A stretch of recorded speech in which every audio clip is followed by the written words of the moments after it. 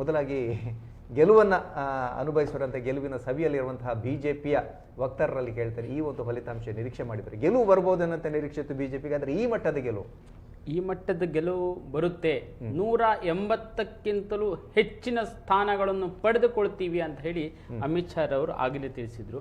ಇದು ನನ್ನ ಮೊದಲನೇ ವಿಷಯ. ಆದರೆ ನಿಜವಾಗಿ ಈ ಗೆಲುವು ಆ ಬಿಹಾರದ ಜನತೆಗೆ ಸಲ್ಲಬೇಕು. ಅವರಿಗೆ ನಾನು ಬಹಳ ಧನ್ಯವಾದವನ್ನು ಕೂಡ ಸಮರ್ಪಣೆ ಮಾಡ್ತಿದ್ದೀನಿ.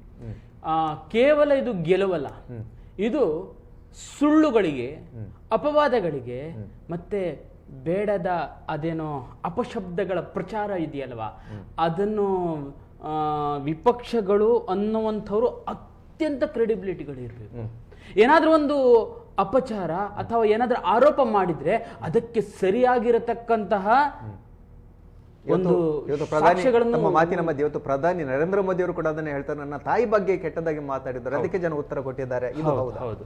ಅದು ನಾನೊಂದು ಕಪಿಲ್ ದೇವ್ ಅವರ ಸಿನಿಮಾದಲ್ಲಿ ನಾನು ಒಂದು ವಿಷಯ ಬರುತ್ತೆ, ಯಾವುದೋ ಇಂಗ್ಲಿಷ್ ಪತ್ರಕರ್ತ ಭಾರತದ ತಂಡದ ಬಗ್ಗೆ ಇವರು ನೀರಸವಾಗಿ ಆಡ್ತಾರೆ, ಚಾನ್ಸ್ ಬೈ ಲಕ್ ಅವರೇನೋ ಇವರೊಟ್ಟಿಗೆ ವಿನ್ ಆದ್ರು ಅಂತ ಹೇಳಿದಾಗ ಅದಕ್ಕೆ ಉತ್ತರ ಕೊಡಬೇಕು ಅಂತ ಹೇಳಿದಾಗ ನಾನು ಅದಕ್ಕೆ ಉತ್ತರವನ್ನು ಫೀಲ್ಡ್ ಅಲ್ಲಿ ಕೊಡ್ತೇನೆ ಅಂತ, ಹೌದು, ಸಾಧನೆ ಮಾಡಿಕೊಡ್ತೇನೆ ಅಂತ ಜನತೆ ಇಷ್ಟು ಮಟ್ಟದ ಒಂದು ಏನು ಉತ್ತರ ಕೊಟ್ಟಿದೆ ಅಂತ ಹೇಳಿದ್ರೆ ಅದಕ್ಕೆ ಇನ್ನೊಂದು ಮಾತಿಲ್ಲ. ನಾವು ಕೆಲಸ ಮಾಡಿಕೊಂಡು ಜನರ ಹತ್ರ ಮತವನ್ನು ಕೇಳುವಂಥದ್ದು. ಆದರೆ ಅದೇ ವಿಪಕ್ಷಗಳು ಅವರಿಗೆ ಕೆಲಸ ಮಾಡಬೇಕು ಅಂತ ಹೇಳಿ ಏನೂ ಇಲ್ಲ.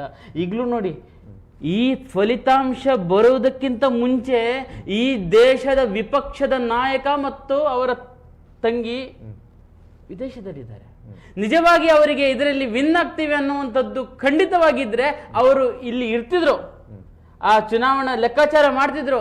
ಒಂದು ವೇಳೆ ಸೋಲು ಗೆಲುವು ಇರುವಂಥದ್ದೇ, ಒಂದು ವೇಳೆ ಸೋಲುತ್ತಿದ್ರೆ ಅದರ ಆತ್ಮಾವಲೋಕನ ಮಾಡಬೇಕು, ಏನಾಗುತ್ತೆ ಅಂತ ಹೇಳಿ ಮುಂದೆ ಪರಿಶೀಲನೆ ಮಾಡಬೇಕು, ತಮ್ಮ ಪಕ್ಷವನ್ನು ಮತ್ತೊಮ್ಮೆ ಎತ್ತಿ ನಿಲ್ಲಿಸಬೇಕು. ಆದರೆ ಈ ಸರದಾರರು 95 ಇವರ ಸ್ಕೋರ್, ಇವಾಗ ಏನು ಸ್ಕೋರು 95, ಸೋತದ್ದು ಸ್ಕೋರು.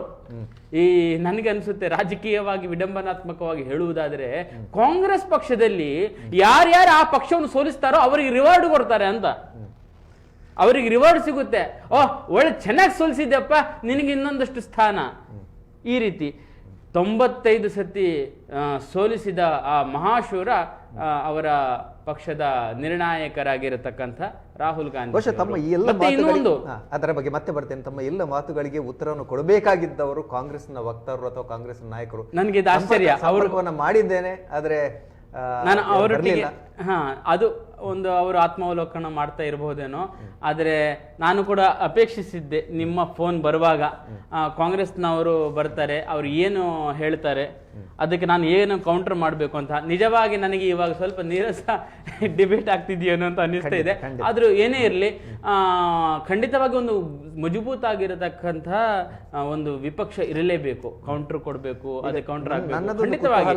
ಈ ಸೋಲನ್ನ ಕಾಂಗ್ರೆಸ್ ಇರ್ಬೋದು ಅಥವಾ ಅವರ ಮೈತ್ರಿ ಪಕ್ಷದ ಮಿತ್ರ ಪಕ್ಷಗಳಿರ್ಬೋದು, ಈ ಸೋಲನ್ನು ಯಾರ ಹಣೆಗೆ ಕಟ್ತಾರೆ? ಕಾರ್ಯಕರ್ತರಿಗೆ ಕಟ್ತಾರ, ನಾಯಕರಿಗೆ ಕಟ್ತಾರ, ಅಥವಾ ರಾಷ್ಟ್ರೀಯ ವರಿಷ್ಠ ನಾಯಕರಿಗೆ ಕಟ್ತಾರ? ಅವ್ರು ಈಗಾಗಲೇ ಕಟ್ಲಿಕ್ಕೆ ಪ್ರಾರಂಭ ಮಾಡಿಬಿಟ್ಟಿದ್ದಾರೆ. ಏನು ಬಿಜೆಪಿ ತಲೆಗೆ ಕಟ್ಲಿಕ್ಕೆ ಏನು ಇವರು SIR ಮಾಡಿದ್ರು. ಏನದು SIR? ಈ ಮತದಾರರ ಪಟ್ಟಿಯನ್ನು ಪರಿಷ್ಕರಣೆ ಮಾಡುವಂತ ವಿಷಯವನ್ನು ಬಿಹಾರದಲ್ಲಿ ಮಾಡಿದ್ರು. ಸುಮಾರು 65 ಲಕ್ಷ ಮತದಾರರು, ಅನರ್ಹ ಮತದಾರರನ್ನು ತೆಗೆದು ಹಾಕಿದ್ರು. ಅವರಿಗೆ ಒಂದು ಚಾನ್ಸ್ ಕೊಟ್ಟಿದ್ರು ಪುನಃ ಸೇರಿಸಲಿಕ್ಕೆ. ಮಾಡ್ತಾ ಇದ್ದಾರೆ ವೋಟ್ ಚೋರಿಯಿಂದಾಗಿ ಬಿಜೆಪಿ ಗೆಲ್ತಾ ಇದೆ. ಅದೇನು ಹೇಳ್ತಾರಲ್ಲ, ಹಿಂದಿನಲ್ಲಿ ಹೇಳ್ತಾರೆ, ಖೇಲ್ ನ ಜಾನೆ ಆಂಗನ್ ಟೇಟ, ಅಂದ್ರೆ ಆಡಲು ಗೊತ್ತಿಲ್ಲ ಅಂಗಣ ಡೊಂಕಾಗಿದೆ ಅಂತ ಹೇಳ್ತಾರಲ್ಲ, ಅದು ಹೇಳುವಂಥದ್ದು ಸಹಜ. ನಮಗೂ ಕೂಡ ಎಕ್ಸ್ಪೆಕ್ಟೇಷನ್, ನಾಳೆ ಏನ್ ಬರುತ್ತೆ, EVM ಹ್ಯಾಕ್ ಆಗಿದೆ ಸರ್, ಮತ್ತೆ ಈ ಮತಚೋರಿ ಆಗಿದೆ, ಈ ರೀತಿಯಾಗಿ. ಆದರೆ ನಿಜವಾಗಿ ಮತಚೋರಿ ಆಗಿದೆ, ಅದರ ಬಗ್ಗೆ ಡಿಬೇಟ್ ಈಗಲೇ ಮಾಡಬಹುದು, ಅದನ್ನು ಮುಗಿಸಬಹುದು. ನಾನು ಕೂಡ ಸಂಪರ್ಕ ಮಾಡಿದ್ದೆ. ಈ ಮತಚೋರಿ ಅಂತ ಹೇಳ್ತಾ ಇದ್ದಾರೆ, ಅದರ ಬಗ್ಗೆ ಒಂದು ಡಿಬೇಟ್ ಇಡೋಣ. ಇಲ್ಲಿ ಡಿಬೇಟ್ ಅಲ್ಲಿ ಕೂರ್ಕೊಳ್ಳಿಕ್ಕೆ ಯಾರು ತಯಾರಿಲ್ಲ. ಅವರವರ ಕಾಂಗ್ರೆಸ್ನ ಏಜೆಂಟ್ಗಳು ನೀವು ಮತದಾನ ಹಾಕ್ಲಿಕ್ಕೆ ಇವ್ರು ಏನು ಮಾಡ್ತಾ ಇದ್ದಾರೆ ಅಂತ ಹೇಳಿದ್ರೆ ಒಂದು ನಿಮಿಷ ತಗೊಳ್ತೀನಿ. ಇವ್ರು ಏನು ಮಾಡ್ತಾ ಇದ್ದಾರೆ ಅಂತ ಹೇಳಿದ್ರೆ, ಈ ಮತದಾರರು ಅಥವಾ ಸಾಮಾನ್ಯ ಪ್ರಜೆಗಳು ಇದ್ದಾರಲ್ಲ, ಆ ಒಳಗಿನ ಈ ಚುನಾವಣಾ ಸಿಸ್ಟಮ್ ಹೇಗಿದೆ ಅಂತ ಅವ್ರಿಗೆ ಗೊತ್ತಿಲ್ಲ. ಆದ್ರೆ ಅವರನ್ನು ಮಂಗ ಮಾಡಬೇಕು ಅಂತ ಹೇಳಿ ಈ ವೋಟ್ ಚೋರಿ ಅಂತ ಹೇಳಿದ್ದಾರೆ. ಅರೆ, ಪ್ರತಿಯೊಂದು ಬೂತ್ಗಳಲ್ಲಿ, ಒಂದು ಬೂತ್ ಅಂತ ಹೇಳಿದ್ರೆ ಸರಿಸುಮಾರು 1,000 ಮತದಾರರ ಇರ್ತಾರೆ, 1,200 ಮತದಾರ ಇರ್ತಾರೆ. ಅವರಿಗೆ ಬೂತ್ ಲೆವೆಲ್ ಏಜೆಂಟ್ಗಳು ಇರ್ತಾರೆ. ಪ್ರತಿಯೊಬ್ಬರ ಕೈಯೇ, ಕಾಂಗ್ರೆಸ್ನ ಏಜೆಂಟ್ಗಳ ಕೈಯಲ್ಲಿ ಮತದಾರರ ಪಟ್ಟಿ ಇರುತ್ತೆ. ಯಾರನ್ನು ಒಳಗೆ ಹಾಕಿದ್ದಾರೆ, ಹೇಳೊಂದು ತೆಗೆದು ಹಾಕಿದ್ದಾರೆ, ಏನೇನಾಗ್ತಿದೆ ಪ್ರತಿಯೊಂದು ಅವರಿಗೂ ಗೊತ್ತಿರುತ್ತೆ. ಹಾಗಿದ್ದ ಮೇಲೆ ಜನತೆಗೆ ಈ ವಿಷಯ ಗೊತ್ತಿರುತ್ತೆ ಅಂತ ಗೊತ್ತಿಲ್ಲ. ಅಷ್ಟೇ ಯಾಕೆ, ನೀವು ಮತ ಹಾಕುವಾಗ ಆ ಮತದ ಕೋಣೆಗೆ ಹೋಗುವಾಗ ಅಲ್ಲಿ ಪ್ರತಿಯೊಬ್ಬ ಪಕ್ಷದೊಬ್ಬ ಏಜೆಂಟ್ ಕುತ್ಕೊಂಡಿರ್ತಾನೆ. ಅವನ ಮುಖವನ್ನು ಗಮನಿಸ್ತಾನೆ. ಅವನು ಅಬ್ಜೆಕ್ಟ್ ಮಾಡಿದ್ರೆ ಅಲ್ಲಿ ಮತ ಹಾಕುವಾಗಿಲ್ಲ. ಸರಿ, ಇಷ್ಟೆಲ್ಲ ಇದು ಅವನನ್ನು ಅರೆಸ್ಟ್, ಏನಾದ್ರು ರಿಜ್ ಮಾಡಿದ್ರೆ ಅರೆಸ್ಟ್ ಮಾಡಬಹುದು ಅವನನ್ನು. ಇಷ್ಟೆಲ್ಲ ಇದ್ದು ಕೂಡ ಇದೆಲ್ಲ ಜನತೆಗೆ ಗೊತ್ತಿಲ್ಲ ಅಲ್ವಾ?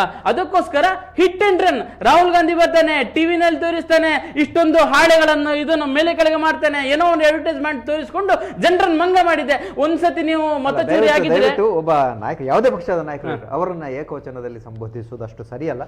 ದಯವಿಟ್ಟು ಅಲ್ಲ, ಮತ ಚೋರಿ ಆಗಿದೆ ಅಂತ ಹೇಳಿ ಗೌರವ ಖಂಡಿತವಾಗಿ ಪ್ರತಿಯೊಬ್ಬನಿಗೆ ಆ ಸ್ಥಾನ ಅಂತ ಹೇಳಿ ಪ್ರತಿಯೊಬ್ಬ ಮನುಷ್ಯನಿಗೆ ಕೊಡಲೇಬೇಕು. ಆದ್ರೆ ಮತ ಚೋರಿ ಆಗಿದೆ ಅಂತ ಹೇಳಿದವ ಹೋಗಿ ಕಂಪ್ಲೇಂಟ್ ಕೊಡ್ಬೇಕಾಗಿತ್ತು. ನನ್ನ ಮನೆಯಲ್ಲಿ ಕಳ್ಳತನ ಆಗಿದೆ ಅಂತ ಹೇಳಿದ್ರೆ ನಾನೇನ್ ಮಾಡ್ತೇನೆ? ಹೊರಗಡೆ ಬಂದು ಬೊಬ್ಬೆ ಹಾಕೊಂಡು ಮನೆಗೆ ಕುತ್ಕೊಳ್ತೇನಾ? ಏನ್ ಮಾಡ್ತೀನಿ? ಆದ್ರೆ ಅದನ್ನೆಲ್ಲ ಮಾಡದೆ ಜನರನ್ನು ಮಂಗ ಮಾಡಬಹುದು ಅಂತ ಅಂದುಕೊಂಡ್ರು. ಆದ್ರೆ ಬಿಹಾರದ ಜನರು ಇದಕ್ಕೆ ಸರಿಯಾದ ಉತ್ತರವನ್ನು ಕೊಟ್ಟಿದ್ದೇನೆ ಅಂತ ಹೇಳಲಿಕ್ಕೆ ಬಯಸ್ತೇನೆ. ಸರ್, ಈಗ ಸಾಮಾನ್ಯವಾಗಿ ಚುನಾವಣೆ ನಡೆದ ಬಳಿಕ ಎಲ್ಲರ ಕುತೂಹಲ ಇರೋದು ನಾವು ಮಾಧ್ಯಮಗಳು ಮಾಡುವಂತಹ ಸಮೀಕ್ಷೆಗಳು, ಎಷ್ಟು ಸ್ಥಾನಗಳನ್ನು ಯಾವ ಪಕ್ಷಗಳು ಗೆಲ್ಲಬಹುದು ಎನ್ನುವಂತಹ ಸಮೀಕ್ಷೆಗಳನ್ನು ಕೊಡ್ತವೆ. ಈ ಬಾರಿಯ ಸಮೀಕ್ಷೆ, ಚುನಾವಣಾ ಉತ್ತರ ಸಮೀಕ್ಷೆಯಲ್ಲಿ ಬಹುತೇಕ ಎಲ್ಲ ಸಂಸ್ಥೆಗಳು ಭಾರತೀಯ ಜನತಾ ಪಕ್ಷದ ನೇತೃತ್ವದ ಅಥವಾ ಮೈತ್ರಿ ಇರುವಂತಹ NDA ಮೈತ್ರಿ ಕೂಟಕ್ಕೆ ಭರ್ಜರಿ ಗೆಲುವು ಸಿಗ್ತದೆ ಅನ್ನುವಂಥ ಮಾತನ್ನು ಹೇಳಿದರು. ಗರಿಷ್ಠ ಸಂಖ್ಯೆ ಅಂದರೆ ನನಗೆ ಇರುವಂಥ ಮಾಹಿತಿಯ ಪ್ರಕಾರ ಮ್ಯಾಟ್ರಿಸ್ ಅವರು 167 ಗರಿಷ್ಠ ಸಾಧ್ಯತೆಗಳನ್ನು ಕೊಟ್ಟಿದ್ದರು. ಆದರೆ ಅದನ್ನೂ ಮೀರಿ ಬಹುತೇಕ ಒಂದು 36 ಸ್ಥಾನಗಳನ್ನು ಹೆಚ್ಚು ಬೀಗ್ತಾ ಇದೆ NDA. ಕಾರಣ ಏನಿರ್ಬೋದು ಸರ್? ಮುಖ್ಯ ಮತದಾನೋತ್ತರ ಸಮೀಕ್ಷೆಯ ಸಮಯದಲ್ಲಿ ಅವರು ಮತದಾನೋತ್ತರ ಸಮೀಕ್ಷೆಗೆ ಒಳಪಡಿಸುವ ಒಂದು ಸ್ಯಾಂಪಲ್ ಇದೆಯಲ್ಲ, ಅದು ಮುಖ್ಯವಾಗಿ ಪರಿಣಾಮ ಬೀರುತ್ತದೆ. ಇನ್ನೊಂದು, ಆ ಮತದಾರ ಓಪನ್ ಆಗಿ ಮಾತಾಡಿದ್ರೆ ಮಾತ್ರ ನನಗೆ ಮಾಹಿತಿ ಸಿಗ್ತದೆ ಮತದಾನ ಹಾಕಿದ ಮೇಲೆ. ಇದಕ್ಕೆ ಕೆಲವು ಲಿಮಿಟೇಷನ್ಸ್ ಇದೆ. ಹಾಗಾಗಿ ಆ ಒಂದು ರೇಂಜ್ ಅಲ್ಲಿ ಕೊಡುವಂತ ಒಂದು ಪರಿಸ್ಥಿತಿ ಇತ್ತೀಚಿನಾಗಿ ಬಂತು. ಮತ್ತು ಈ ಸರ್ತಿ, ಈ ಹಿಂದೆ ಮತದಾನೋತ್ತರ ಸಮೀಕ್ಷೆಗಳು ಕೆಲವೊಮ್ಮೆ ವಿಫಲ ಆಗಿದ್ದಾವೆ, ಅನೇಕ ಸಂದರ್ಭಗಳಲ್ಲಿ ವಿಫಲ ಆಗಿದ್ದಾವೆ, ಅನೇಕ ಸಂದರ್ಭಗಳಲ್ಲಿ ಅಕ್ಯುರೇಟ್ ಅಂದ್ರೆ ಪರ್ಫೆಕ್ಟ್, ನಿಯರ್ ಪರ್ಫೆಕ್ಟ್ ಅಂತ ಹೇಳ್ಬೋದು ಕೊಟ್ಟಿದ್ದಾವೆ. ಹಾಗಿರುವಾಗ ಮತದಾನೋತ್ತರ ಸಮೀಕ್ಷೆ ಮಾಡುವಾಗ ಈ ಸರ್ತಿ ನೋಡಿ, ದೊಡ್ಡ ಏನಂದ್ರೆ ಇಡೀ ದೇಶದ ಭೌಗೋಳಿಕತೆ ಇರಲಿಲ್ಲ, ಎಲ್ಲರ ಗಮನ ಬಿಹಾರದಲ್ಲಿತ್ತು. ಆದ್ರಿಂದ ಅಲ್ಲಿ ಅವರಿಗೆ ಒಂದು ಆಕ್ಯುರೇಟ್ ಮಾಡಬೇಕಾದಂತ ಒಂದು ಅನಿವಾರ್ಯತೆ ಇತ್ತು. ಯಾಕಂದ್ರೆ ಸ್ಯಾಂಪಲ್ ಸೈಜ್ ಅಲ್ಲಿಗೆ ಬಿಹಾರದೊಳಗೆ ಇತ್ತು. ಮತ್ತು ಅದು ಬಹಳ ಕೇಂದ್ರಕ್ಕೂ NDAಗೂ ಕಾಂಗ್ರೆಸ್ಸಿಗೂ ಒಂದು ಏನು ಮುಂದಿನ ದಿನಗಳಲ್ಲಿ ರಾಜಕೀಯ ಭವಿಷ್ಯವನ್ನು ನಿರ್ಣಯಿಸುವಂತ ಒಂದು ಪರಿಸ್ಥಿತಿಯಲ್ಲಿ ಅಲ್ಲಿ ಬಿಹಾರದ ಚುನಾವಣೆ ಇತ್ತು. ಆದ್ರಿಂದ ಮತದಾನೋತ್ತರ ಸಮೀಕ್ಷೆಗಳ ಸ್ಯಾಂಪಲ್ ದೊಡ್ಡದಾಯಿತು, ಅಥವಾ ಅವರು ತಕ್ಕೊಂಡಂತಹ ಒಂದು ಅಳವಡಿಸಿಕೊಂಡಂತಹ ಕಾರ್ಯತಂತ್ರ ಹೆಚ್ಚು ಈ ಕಾಲಕ್ಕೆ ಅರ್ಹವಾದುದಾಯಿತು. ಇಂಥ ಬೇರೆ ಬೇರೆ ಕಾರಣಗಳು ಇರಬಹುದು. ಆದ್ರಿಂದ ಬಹುತೇಕ ಮತದಾನೋತ್ತರ ಸಮೀಕ್ಷೆಗಳನ್ನು ಮೀರಿ ಇವತ್ತು NDA ಮುಂದೆ ಹೋಗಿದೆ. ಆ ಮೂಲಕ ಅದು ಏನಾಗಿದೆ, ಲಾಲು ಯಾದವ್ ಅವರ ಪುತ್ರ ತೇಜಸ್ವಿ ಯಾದವ್ ಅವರನ್ನು ಮುಖ್ಯಮಂತ್ರಿ ಆಗಿಸಲಿಕ್ಕೆ ಕಾಂಗ್ರೆಸ್ ಹೊರಟಿತ್ತು, ಅದು ಆ ಯತ್ನ ವಿಫಲ ಆಗಿದೆ. ಹಾಗಂತೇಳಿ ಈ ಇಂಡಿ ಮಹಾಗಠಬಂಧನ್ನಲ್ಲಿ ತೇಜಸ್ವಿ ಯಾದವ್ ಅವರನ್ನು ಮುಖ್ಯಮಂತ್ರಿಯ ಒಂದು ಫೇಸ್ ಅಂತ ಘೋಷಿಸಲಿಕ್ಕೆ ಕಾಂಗ್ರೆಸ್ನಲ್ಲಿ ವಿರೋಧ ಇತ್ತು. ಮಲ್ಲಿಕಾರ್ಜುನ ಖರ್ಗೆ ಅವರು ಕೂಡ ಅದರ ಬಗ್ಗೆ ಒಂದು ಅಪಸ್ವರವನ್ನು ಒಂದು ಹಂತದಲ್ಲಿ ಎತ್ತಿತ್ತು, ನಾವು ಮುಂದೆ ನೋಡುವ ಅಂತ ಹೇಳುವ ರೀತಿಯಲ್ಲಿ. ಸೊ ಅಷ್ಟನ್ನು ಘೋಷಿಸಿಯೂ ಕಾಂಗ್ರೆಸ್ ಅದರಲ್ಲಿ ತಗೊಳ್ಳಿಲ್ಲ. ನಾವೀಗ ಕಾಂಗ್ರೆಸ್ ಇದರಲ್ಲಿ ಯಾಕೆ ಇಷ್ಟು ಹೀನಾಯ ಸೋತಿತ್ತು ಅಂತ ನೋಡುವ. ಈ ಹಂತದಲ್ಲಿ ನಾವು ನೋಡಬೇಕಾದ್ದು ಶಶಿ ತರೂರ್ ಒಂದು ಸ್ಟೇಟ್ಮೆಂಟ್ ಅನ್ನು. ಅವರು ಕಾಂಗ್ರೆಸ್ MP, ಅವರನ್ನು ಬಿಹಾರಕ್ಕೆ ನೀವು ಪ್ರಚಾರ ಮಾಡಿ ಅಂತ ಕರೀಲಿಲ್ಲ, ಇವರು ಹೋಗ್ಲೂ ಇಲ್ಲ. ಅವರು ಒಂದು ಮಾತು ಹೇಳಿದ್ರು, ಸರ್ ನೀವು ಹೇಳಿದ್ರಿ ಆಗ ಇದು ಇಂಟ್ರೋಸ್ಪೆಕ್ಟ್ ಮಾಡಬೇಕಾದ ವಿಷಯ, ಏನು ಅಂದ್ರೆ ನಾವು ಅದನ್ನು ಏನು ಆತ್ಮಾವಲೋಕನ ಮಾಡಿಕೊಳ್ಬೇಕಾದ ವಿಷಯ ಅಂತ ಹೇಳಿದ್ರು. ಕಾಂಗ್ರೆಸ್ಗೆ ಇವತ್ತು ಖಂಡಿತವಾಗ್ಲೂ ಕಾಂಗ್ರೆಸ್ ಇವತ್ತು ಅಂತ ಸ್ಥಿತಿಯಲ್ಲಿ ಇದೆ. ಮತ್ತು ಇತ್ತೀಚಿನ ದಶಕಗಳಲ್ಲಿ ಕಾಂಗ್ರೆಸ್ ಈಗ ಬಿಹಾರದಲ್ಲಿ ಹೇಳುವಾಗ ನಾವು ಇಂಥ ಹೀನಾಯ ಸೋಲನ್ನು ಅದು ಕಂಡದ್ದಿಲ್ಲ. ಇತ್ತೀಚಿನ ದಶಕಗಳಲ್ಲಿ ಅದು ಕಾಂಗ್ರೆಸ್ನದ್ದು ಅತ್ಯಂತ ಹೀನಾಯ ಸೋಲು. 2020ರಲ್ಲಿ ಚುನಾವಣೆಯಲ್ಲಿ ಅದು 19 ಸ್ಥಾನಗಳನ್ನು ಗಳಿಸಿತ್ತು. ಇವತ್ತು ಎಲ್ಲಿದೆ ಅದು? ನೋಡಿ, ರಾಷ್ಟ್ರೀಯ ಜನತಾ ದಳದ ಸಾಧನೆ ಸುಧಾರಣೆ ಆಗಿದೆ, ಅಂಗಪಕ್ಷ ಅದರದ್ದು ಅದು ಸುಧಾರಣೆ ಆಗಿದೆ. ಅಂದರೆ ಒಂದು ದೃಷ್ಟಿಯಿಂದ ನೀವು ನೋಡಿದರೆ ಇನ್ನು ಮುಂದೆ ರಾಜ್ಯಗಳಲ್ಲಿ, ಉತ್ತರದ ರಾಜ್ಯಗಳ ಒಂದು ಎಕ್ಸ್ಪರಿಮೆಂಟ್ ದಕ್ಷಿಣದ ರಾಜ್ಯಗಳಲ್ಲಿ ಆಗಬೇಕು ಅಂತ ಏನಿಲ್ಲ. ಆ ಸಾಧ್ಯತೆ ನಾವು 100ಕ್ಕೆ 100 ತಳ್ಳಿ ಹಾಕುವಾಗಿಲ್ಲ. ಸೊ ಪ್ರಾದೇಶಿಕ ಪಕ್ಷದ ಜೊತೆ ಮೈತ್ರಿ ಅನಿವಾರ್ಯ ಅಂತ ಹೇಳುವ ಒಂದು ಸಂದೇಶವನ್ನು ಇವತ್ತು ಕೊಡ್ತಾ ಇದೆ ಬಿಹಾರ ವಿಧಾನಸಭಾ ಚುನಾವಣೆ ಕೊಟ್ಟಿದೆ, ಬೇರೆ ಬೇರೆ ಕಾರಣಗಳಿಗೆ. ಯಾಕಂದ್ರೆ ಬಿಜೆಪಿ ಒಟ್ಟಿಗೆ ಸೇರಿ, NDA ಒಟ್ಟಿಗೆ ಸೇರಿ ನೋಡಿ, ಅದು ಅದರ ಒಂದು ಸಾಧನೆ ಹೌದು ಮುಖ್ಯ ಆಗ್ತಾ ಹೋಯ್ತು. ಹಾಗಾಗಿ ಮಹಾಗಠಬಂಧನ್ಗೆ ಇಲ್ಲಿ ರಾಷ್ಟ್ರೀಯ ಜನತಾ ದಳದ ಸಾಧನೆ ಸುಧಾರಣೆ ಮತ್ತು ಮಹಾಗಠಬಂಧನ್ಗೆ ಅದೊಂದು ಪ್ರಮುಖ ಆಧಾರ ಸ್ತಂಭವಾಗಿ ಮೂಡಿ ಬಂದಿದೆ. ಅದನ್ನ ಕಾಂಗ್ರೆಸ್ ಬದಿಗೆ ಹೋಯ್ತು. ನೀವು ಇತ್ಲಾಗೆ NDA ಅಂತ ತಗೊಂಡ್ರು ಸಹ ನೋಡಿ, ಬಿಜೆಪಿಗೆ ಸರಿಸಮಾನವಾಗಿ ಅದು ಖಂಡಿತ ಹೋಗಿದೆ ಅಲ್ವಾ? ಹೌದು, ಖಂಡಿತ. ನಿತೀಶ್ ಕುಮಾರ್ ಅವ್ರದ್ದು. ಹೌದು. ಹಾಗಿರುವಾಗ ನೀವು ಕಾಂಗ್ರೆಸ್ ಈಗ ರಾಹುಲ್ ಏನ್ ಹೇಳ್ತಾರೆ, ರಾಹುಲ್ ಅನ್ನು ಈ ಚುನಾವಣೆಯಲ್ಲಿ ಅವರು ವೋಟ್ ಚೋರಿ ಅಂತ ಬಹಳ ದೊಡ್ಡ ಮಟ್ಟದಲ್ಲಿ ಹೇಳಿದ್ರು. ಈ ವೋಟ್ ಚೋರಿ ಆಗುವಾಗ, ಈ ಪ್ರಶ್ನೆ ಬಂದಾಗ ಕರ್ನಾಟಕದಲ್ಲಿ ರಾಜಣ್ಣ ಅವರು ಏನ್ ಹೇಳಿದ್ರು, ಅದಾಗುವಾಗ ಏನಿತ್ತು, ನಮ್ಮದೇ ಸರ್ಕಾರ ಇತ್ತು, ನಮ್ಮವರೇ ಇದ್ರು. ಹಾಗಾದ್ರೂ ರಾಹುಲ್ ಗಾಂಧಿ ಅವರು ಕಾರಣಕ್ಕಾಗಿಯೇ ಅವರು ಪಕ್ಷವನ್ನು ಬಿಡುವಂತಹ ಅನಿವಾರ್ಯತೆ ಇದ್ದರೆ, ಆ ಕಾರಣಕ್ಕಾಗಿ ಆದ್ರೂ ಕೂಡ ರಾಷ್ಟ್ರ ಮಟ್ಟದ ವಿಪಕ್ಷ ನಾಯಕ ಆಗಿರುವ ಅವರು, ಲೋಕಸಭೆ ಅಲ್ವಾ, ವಿಪಕ್ಷ ನಾಯಕರಾಗಿರುವ ಅವರು ತಾನು ಹೇಳುವುದಕ್ಕೆ ಒಂದಷ್ಟು ದಾಖಲೆಗಳನ್ನು, ಬಲವಾದ ದಾಖಲೆಗಳನ್ನು ನೀವು ಟಿವಿ ಎದುರಿಗೆ ಇರಿಸಿದಾಗ ಯಾರನ್ನ ಸ್ಕ್ಯಾನ್ ಮಾಡಿ ನೋಡ್ತಾರೆ? ಸಾಧ್ಯ ಬಹಳಷ್ಟು ಬಾರಿ ಹೇಳಿದ್ದಾರೆ, ಒಂದು ಅಫಿಡವಿಟ್ ಕೊಡಬೇಕು, ಅದಕ್ಕೆ ಅದನ್ನು ತಯಾರಿಲ್ಲ, ಮಾಡಲಿಲ್ಲ. ಅದರಿಂದ ಅದು ಕಾಂಗ್ರೆಸ್ ಈ ಸರ್ತಿ ಎಷ್ಟು 61 ಸ್ಥಾನಗಳಿಗೆ ಸ್ಪರ್ಧಿಸಿತು. ಇಷ್ಟ ತನಕ ಫಲಿತಾಂಶ ನಿಖರವಾಗಿ ಘೋಷಣೆ ಆದ ಬಗ್ಗೆ ನನ್ನ ಹತ್ರ ಮಾಹಿತಿ ಇಲ್ಲ. 5 ಸ್ಥಾನಗಳಲ್ಲಿ ಅದು ಮುನ್ನಡೆ ಇದೆ. ಆದರೆ ಈ 1990 ತನಕ ಜಗನ್ನಾಥ್ ಮಿಶ್ರಾ ಇರುವ ತನಕ ಅವರು CM ಆಗಿದ್ರು. ಅಲ್ಲಿ ತನಕ ಕಾಂಗ್ರೆಸ್ ಪ್ರಾಬಲ್ಯವೇ ಇತ್ತು ಬಿಹಾರದಲ್ಲಿ. ನೋಡಿ, ಅಲ್ಲಿಂದ ಸ್ಲೋಲಿ ಅದು ಆಗ ಪ್ರಬಲ ಶಕ್ತಿ ಆಗಿದ್ದದ್ದು ಕಾಲಕ್ರಮೇಣ ಅದು ತನ್ನ ವ್ಯಾಪ್ತಿ, ಸ್ಥಾನಬಲ, ಸಾಮರ್ಥ್ಯ ಎಲ್ಲವನ್ನು ಕಳ್ಕೊಂಡಿತ್ತು. ಆ ಬಳಿಕ ಇವತ್ತು ಅದಕ್ಕೆ ನಾಯಕತ್ವದ ನಿರ್ವಾತ ಉಂಟಾಗಿದೆ. ಕಾಂಗ್ರೆಸ್ ಪ್ರಭಾವ ಕುಗ್ಗಿದೆ. ಈ ನಾಯಕತ್ವದ ನಿರ್ವಾತವನ್ನು ಶಶಿ ತರೂರು ತನ್ನ ಮಾತಿನಲ್ಲಿ ಹೇಳಿದ್ದಾರೆ. ನೀವು ಇಂಟ್ರಸ್ಪೆಕ್ಟ್ ಮಾಡಿಕೊಳ್ಳಿ ಅಂತ ಹೇಳಿದ್ರೆ ಅದರ ಅರ್ಥ ಅದು. ಯಾಕಂದ್ರೆ ಶಶಿ ತರೂರನ್ನು ಆಪರೇಷನ್ ಸಿಂಧೂರದ ಸಮಯದಲ್ಲಿ ಭಾರತದ ನಿಲುವನ್ನು ತಿಳಿಸ್ಲಿಕ್ಕೆ ಬೇಕಾಗಿ ಒಂದು ಪ್ರವಾಸಕ್ಕೆ ಕಳಿಸಿದ್ದೇ ಕಾಂಗ್ರೆಸ್ ತಪ್ಪು ಅಂತ ಭಾವಿಸಿತು. ಹಾಗಿದ್ರೆ ಅದನ್ನು ಅವರು ಏನನ್ನು ಹೇಳಿದ್ರು, ಅದರ ರಾಷ್ಟ್ರ ಪ್ರೇಮ ಅಥವಾ ರಾಷ್ಟ್ರದ ಹಿತಾಸಕ್ತಿ ಒಂದು ಮಗ್ಗುಲಿಗೆ ಸರಿಸಲ್ಪಟ್ಟಿದೆ ಎಂಬ ಸಂದೇಶವನ್ನು ಇಂಡೈರೆಕ್ಟ್ ಆಗಿ ಆದ್ರೂ ಕೊಟ್ಟಿತ್ತು. ಇರ್ಲಿಪ್ಪ, ನಮ್ಮ ಒಬ್ಬ MP ಕೊಟ್ಟಿದ್ದಾರೆ, ವಿದೇಶದಲ್ಲಿ ಭಾಷೆ ಇದೆ, ವಿದೇಶದಲ್ಲಿ ಕೆಲಸ ಮಾಡಿದವರು ದೊಡ್ಡ ರಾಜತಾಂತ್ರಿಕರು, ಮಾತಾಡ್ಲಿ ಅಂತ ಹೇಳಿ ಅವ್ರನ್ನ ಗೌರವದಿಂದ ಬಿಡಬೇಕಾಗಿತ್ತು. ಅದು ಮಾಡದೆ ಹೀಗೆ ಮಾಡಿದ್ರಲ್ಲ. ನೋಡಿ, ಇದು ಒಂದು ಕ್ಲಾಸಿಗೆ ಒಂದು ಸಂದೇಶವನ್ನು ಕಳಿಸಿಕೊಟ್ಟಿದ್ದು. ಇವತ್ತು ನಿಮ್ಗೆ ಕ್ಷಣ ಮಾತ್ರದಲ್ಲಿ ಮಾಹಿತಿಗಳ ವಿನಿಮಯ ಆಗ್ತದೆ. ನಿಮ್ಗೆ ಸೋಷಿಯಲ್ ಮೀಡಿಯಾಗಳಿವೆ, ಬೇರೆ ಬೇರೆ ಪ್ಲಾಟ್ಫಾರ್ಮ್ಗಳಿವೆ. ಆದ್ರಿಂದ ಇದನ್ನೆಲ್ಲ ಕಾಂಗ್ರೆಸ್ ಒಂದು ಹಂತದಲ್ಲಿ ರಾಹುಲ್ ಗಾಂಧಿ ಅವರು ಹೇಳಿದ್ದಕ್ಕೆ ದೃಢೀಕರಣ ಕೊಡ್ತಾರೆ. ನೀವು ಸುಳ್ಳನ್ನು ಎಷ್ಟು ಸರ್ತಿ ದೃಢೀಕರಿಸ್ತೀರಿ? ಒಂದು ಹಂತದಲ್ಲಿ ಸುಳ್ಳಾಗಲೇಬೇಕಲ್ಲ. ಹಾಗಾಗಿ ಹೀಗೆ ಆಯಿತು. ಆಮೇಲೆ ಕಾಂಗ್ರೆಸ್ ಏನು ಮಾಡಿತ್ತು, SIR ಸರ್ ಹೇಳಿದ್ರು, ಆಗ ವಿಶೇಷ ಮತದಾರರ ಪಟ್ಟಿ ಪರಿಷ್ಕರಣೆ ಆಂದೋಲನ ಆದಾಗ ಅದನ್ನು ವಿರೋಧಿಸಿತ್ತು. ಯಾಕೆ ವಿರೋಧಿಸಿತು? ಅಲ್ಲಿ ತನಕ ಇವರಿಗೆ ಇದ್ದದ್ದೇನು, ಇವತ್ತಲ್ಲ ನಾಳೆ ಹೊರಗಿನವರು ಬಂದು, ಅಕ್ರಮ ನುಸುಳುಕೋರರು ಬಂದು ನಮ್ಮ ಉದ್ಯೋಗ ಕಸಿತಾರೆ, ನಮ್ಮ ಭೂಮಿ ನಮಗೆ ಇಲ್ಲ ಆಗ್ತದೆ ಅಂತ ಹೇಳುವ ಒಂದು ಜಾಗೃತಿ ಇವತ್ತು ಮೂಡಿದೆ. ಇವತ್ತು ಬ್ಲ್ಯಾಂಕ್ ಆಗಿ ನೀವು ಅವನು ಬದುಕಲಿ ನಾವು ಬದುಕಲಿ, ಬೇರೆ ಯಾವ ದೇಶಗಳಿಗೂ ಬೇಡದ ವಲಸೆಗಾರರು ನಮ್ಗೆ ಯಾಕೆ ಬೇಕು ಅಂತ ಹೇಳೋ ಪ್ರಶ್ನೆ ಇವತ್ತು ಜೆನ್ಜಿಯಲ್ಲಿ ಮತ್ತು ಈಗ ಇರುವಂತ ಏನು ಜೆನ್ ಅಲ್ಫಾ ಈಗ ಇರುವುದು 2025 ಈಗ ಇನ್ನು ಡಿಸೆಂಬರ್ ನಂತರ ಹುಟ್ಟಿದವರು ಜೆನ್ ಬೀಟಾ ಹೇಳ್ತಾರೆ. ಅಂದ್ರೆ 14 ವರ್ಷಕ್ಕೊಮ್ಮೆ ಒಂದು ತಲೆಮಾರಿನ ಚಿಂತನಾ ಕ್ರಮ ಬದಲಾಗ್ತದೆ ಅಂತ ಹೇಳುವ ರೀತಿಯಲ್ಲಿ ಹೇಳುವಂಥದ್ದು ಇರುವಾಗ ಇವರು ಅದನ್ನು ಅತ್ಯಂತ ಜಾಗ್ರತೆಯಾಗಿ ಒಂದು ಚುನಾವಣಾ ಕಾರ್ಯತಂತ್ರ ರೂಪಿಸಬೇಕಾಗಿತ್ತು, ಮಾಡಲಿಲ್ಲ. ಆಮೇಲೆ ಬಿಜೆಪಿ ಗೆಲುವಿಗೆ ರಾಹುಲ್ ಗಾಂಧಿ ಕೊಡುಗೆ ಉಂಟಾ ಅಂತ ಕೇಳಿದ್ರೆ, ಈ ಕಾರಣಗಳಿಂದ ರಾಹುಲ್ ಗಾಂಧಿ ಅವರ ಕೊಡುಗೆ ಉಂಟು ಅಂತ ಹೇಳಬೇಕು. ಯಾಕೆ ಹೇಳಿದ್ರೆ, ಪಕ್ಷದ ಅವನತಿ ಆಯಿತು, ಅದನ್ನು ಅದಕ್ಕೊಂದು ರಿಜುವಿನೇಷನ್ ಪ್ರಯತ್ನವೇ ಆಗಿಲ್ಲ, ಪುನರ್ಜೀವನ ಕೊಡುವ ಪ್ರಯತ್ನ ಇಷ್ಟು ಸೋಲುಗಳ ನಂತರವೂ ತಗೊಳ್ಳಿಲ್ಲ ಅವರು. ಲೋಕಸಭೆಯಲ್ಲಿ ಅವರಿಗೆ ಒಂದು ಸ್ವಲ್ಪ ಚೇತನ ಸಿಕ್ಕ. ಬಹುಶಃ ಇದು ತಮ್ಮ ಮಾತಿನ ಮಧ್ಯೆ ಸಾಮಾನ್ಯವಾಗಿ ಕಾಂಗ್ರೆಸ್ ಇರ್ಬೋದು, ಬಿಜೆಪಿ ಕೂಡ ಬಹಳಷ್ಟು ಬಾರಿ ಅದನ್ನು ಮಾಡಿದೆ.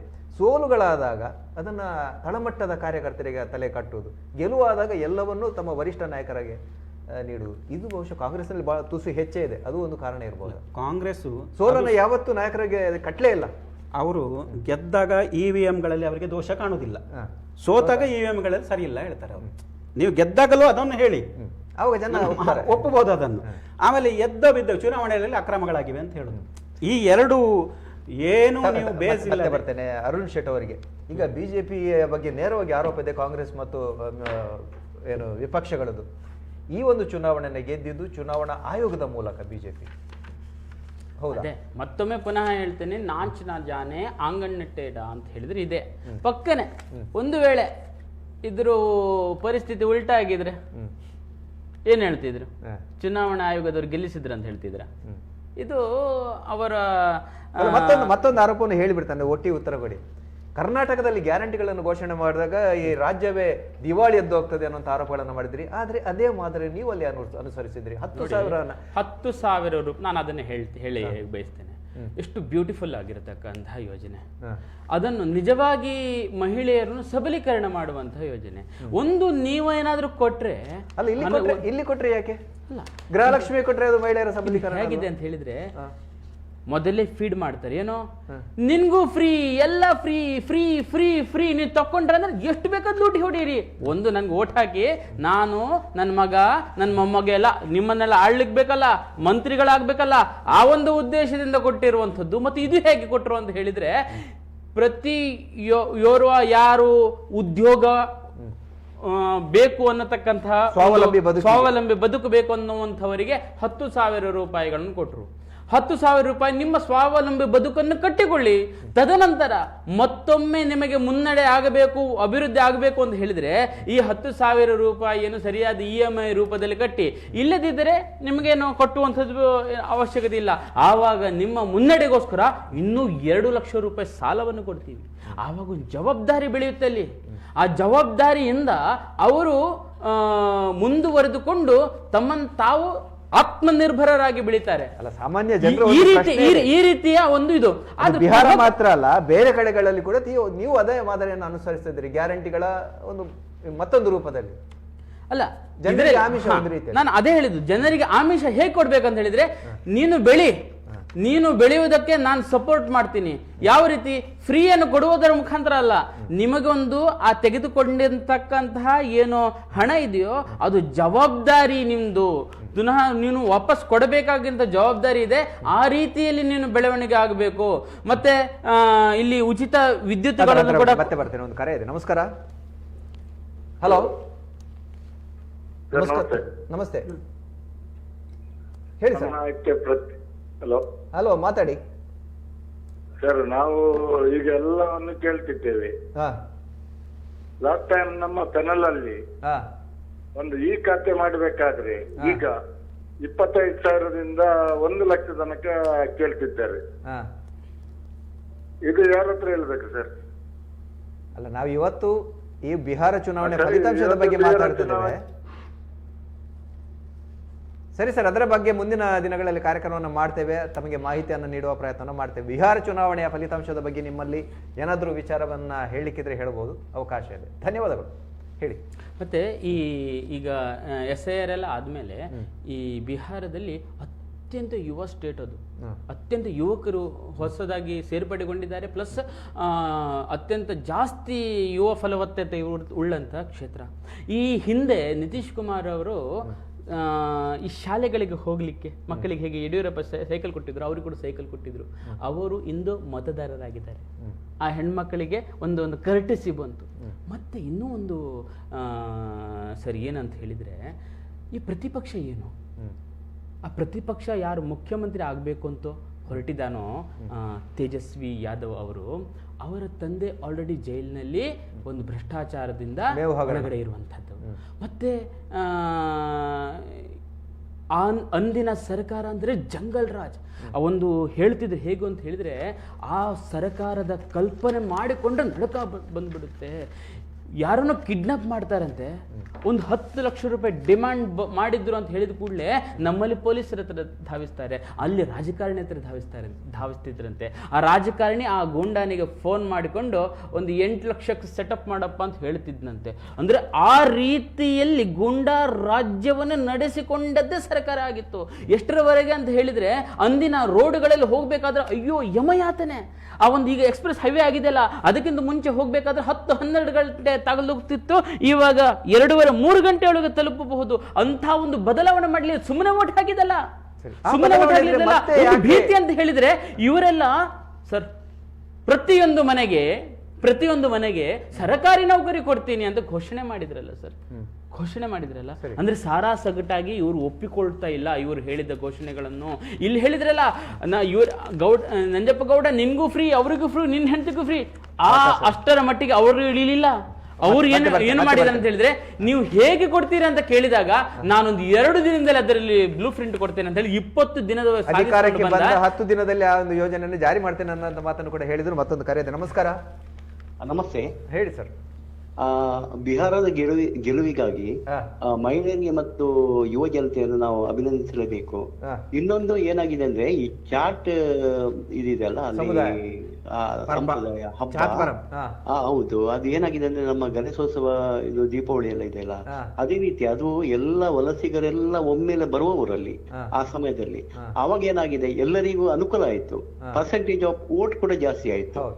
ಮತ್ತೆ ಇದು ನಿತೀಶ್ ಅವರ ಮುಂದಿನ ಒಂದು ರಾಜಕೀಯ ಬೆಳವಣಿಗೆಗೂ ಅನುಕೂಲ ಆಯ್ತು. ಅವರು ಏಜ್ ಆಯ್ತಂದ್ರು. ನಮ್ಮ ಮಾಧ್ಯಮದ ಈ ಬಾರಿ ಮತದಾನದ ಹೆಚ್ಚಳ ಪ್ರಮಾಣದಲ್ಲಿ ಮಹಿಳೆಯರ ಪ್ರಮಾಣ ಹೆಚ್ಚಾಗಿದೆ. ಅದು ಮಹಿಳೆಯರು ಮತ್ತು ನಮ್ಮ ಯುವ ಜನಾಂಗ ಸ್ವಲ್ಪ ಜಾಸ್ತಿ ವೋಟ್ ಹಾಕಿದ್ದಾರೆ. ಯಾಕೆಂದ್ರೆ ಇನ್ನು ಅವರು ಅಲ್ಲಿ ಉದ್ಯೋಗ ಅವಕಾಶವನ್ನು ಸೃಷ್ಟಿ ಮಾಡುವಂತದ್ದು ಕೆಲಸ ಆಗ್ಬೇಕು.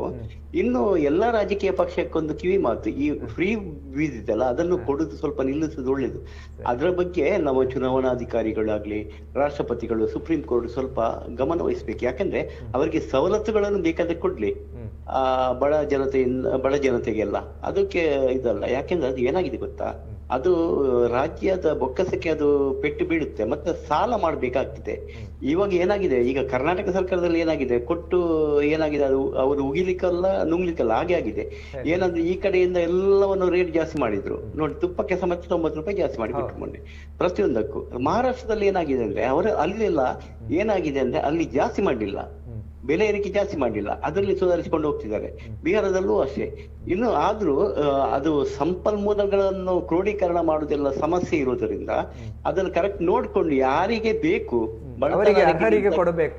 ಹೌದು, ಬಡತನ ರೇಖೆಗಿಂತ ಯಾರು ಕೆಳಗಿದ್ದಾರೆ ಅಂತವರಿಗೆ ಸಹಾಯ ಹಸ್ತ ನೀಡಿ ಅವರನ್ನು ಮುಖ್ಯವಾಹಿನಿಗೆ ತರುವಂತದ್ದು ಕೆಲಸ ಮಾಡಬೇಕು ಧನ್ಯವಾದಗಳು. ಇನ್ನೊಂದು ಏನಪ್ಪಾ ಅಂದ್ರೆ, ಈ ಕಾಂಗ್ರೆಸ್ ಅನ್ನು ನಾವು ನಿಜವಾಗ್ಲೂ ಉಂಟಲ್ಲ, ಈಗ ರಾಹುಲ್ ಗಾಂಧಿ ಇರುವವರಿಗೆ ಯಾರು ಕ್ಯಾನ್ವಾಸ್ ಮಾಡ್ಬೇಕಾಗಿಯೇ ಇಲ್ಲ.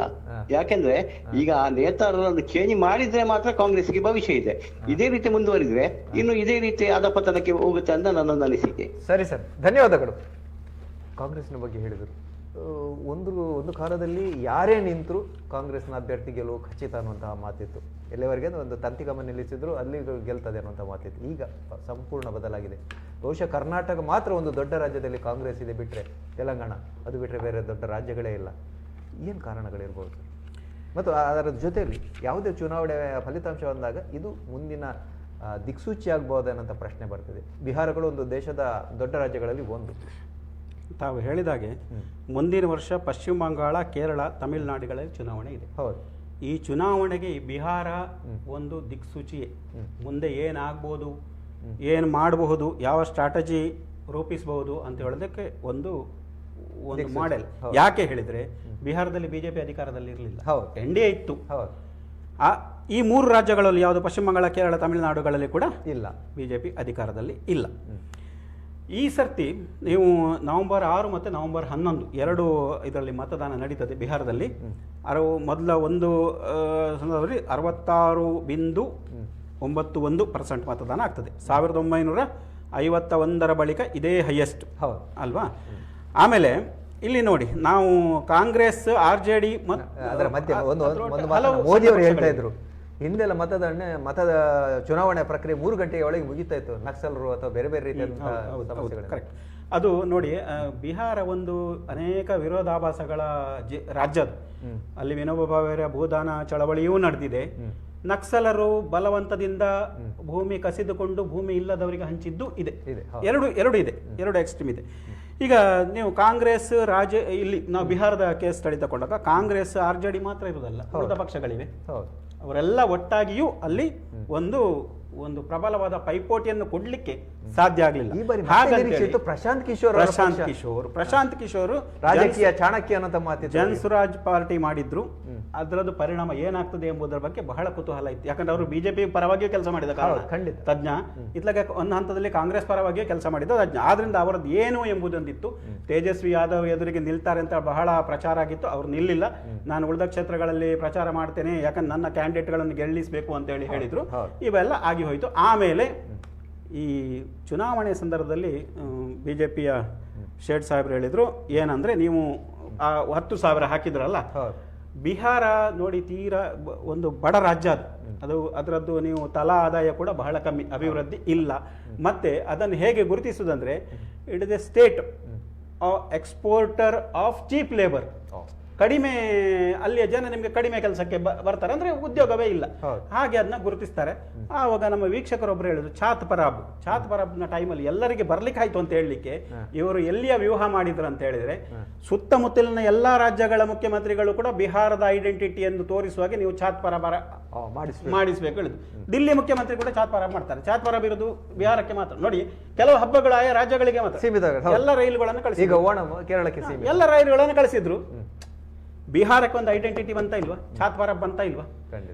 ಈ ಹಂತದಲ್ಲಿ ಮೊದಲೊಮ್ಮೆ ಬಿಜೆಪಿಯ ಒಬ್ರು, ಈಗ ತಕ್ಷಣಕ್ಕೆ ಹೆಸರು ನಂಗೆ ಮರ್ತೋಯ್ತು, ಅವರು ಸುಶೀಲ್ ಮೋದಿ ಅಂತ ಕಾಣ್ತದೆ, ಅವರು ಛಾತ್ ಪರಾಬ್ ಮಾಡುವಾಗ ಈಗ ಲಾಲು ಪ್ರಸಾದ್ರ ಇದೇದ ಮಹಾಗಠಬಂಧನ ಅದರ ನಾಯಕರು ಅವಾಗ ಮಹಾಗಠಬಂಧನ ಇರಲಿಲ್ಲ, ಅವರ ಹೆಂಡತಿ ಕ್ರಿಶ್ಚಿಯನ್, ಅವರು ಉಪವಾಸ ಛಾತ್ ಪರಾಬ್ ಮಾಡುವಾಗ ಉಪವಾಸ ಮಾಡಬೇಕು. ಈ ಸರ್ತಿ ಬಿಜೆಪಿ ಟಿಟ್ ಫಾರ್ ಟಾಂಟ್ ಇಟ್ಟಿತ್ತು. ತೇಜಸ್ವಿ ಯಾದವ್ ಮದುವೆ ಆದದ್ದು ಕ್ರಿಶ್ಚಿಯನ್ ಮಹಿಳೆಯನ್ನು ಉಪವಾಸ ಮಾಡ್ತಾರ? ಅಂದ್ರೆ ಧರ್ಮ ಅಲ್ಲಿ ಬಂತು, ಆದ್ರೆ ಧರ್ಮವೇ ಮುಖ್ಯವಾಗಿ ಹೋಗ್ಲಿಲ್ಲ. ನಿಮ್ಗೆ ಅಣಕಗಳು ಅಂದ್ರೆ ಎರಡೂ ಕಡೆಯೂ, ಈಗ ಆವತ್ತು ನೀವು ಹೇಳಿದ್ರಿ, ಇವತ್ತು ನಾವು ಹೇಳಿದೆವು ಅಷ್ಟೇ, ಅದು ಅಲ್ಲಲ್ಲಿಗೆ ಮುಗೀತು. ಈಗ ಬಿಹಾರದಲ್ಲಿ 74 ಮಿಲಿಯನ್ ಮತದಾರರಿದ್ದಾರೆ. ಆಗ್ಲೇ ಹೇಳಿದೆ ಅತ್ಯಂತ ಬಡ ರಾಜ್ಯ ಇದು. ನೋಡಿ, ಇಲ್ಲಿ ಮಹಿಳಾ ಮತದಾರರು ಹೆಚ್ಚಿನ ಸಂಖ್ಯೆಯಲ್ಲಿ ಮತ ಚಲಾಯಿಸಿದರು ಈ ವರ್ಷ. ಮಹಿಳಾ ಮತದಾರರ ಪ್ರಮಾಣ ಎಷ್ಟು ಗೊತ್ತಾಯ್ತು? 71.6% ಮಂದಿ ಮತ ಚಲಾಯಿಸಿದ್ರು. ಇದಕ್ಕೆ ಕಾರಣ ಏನಾಯಿತು?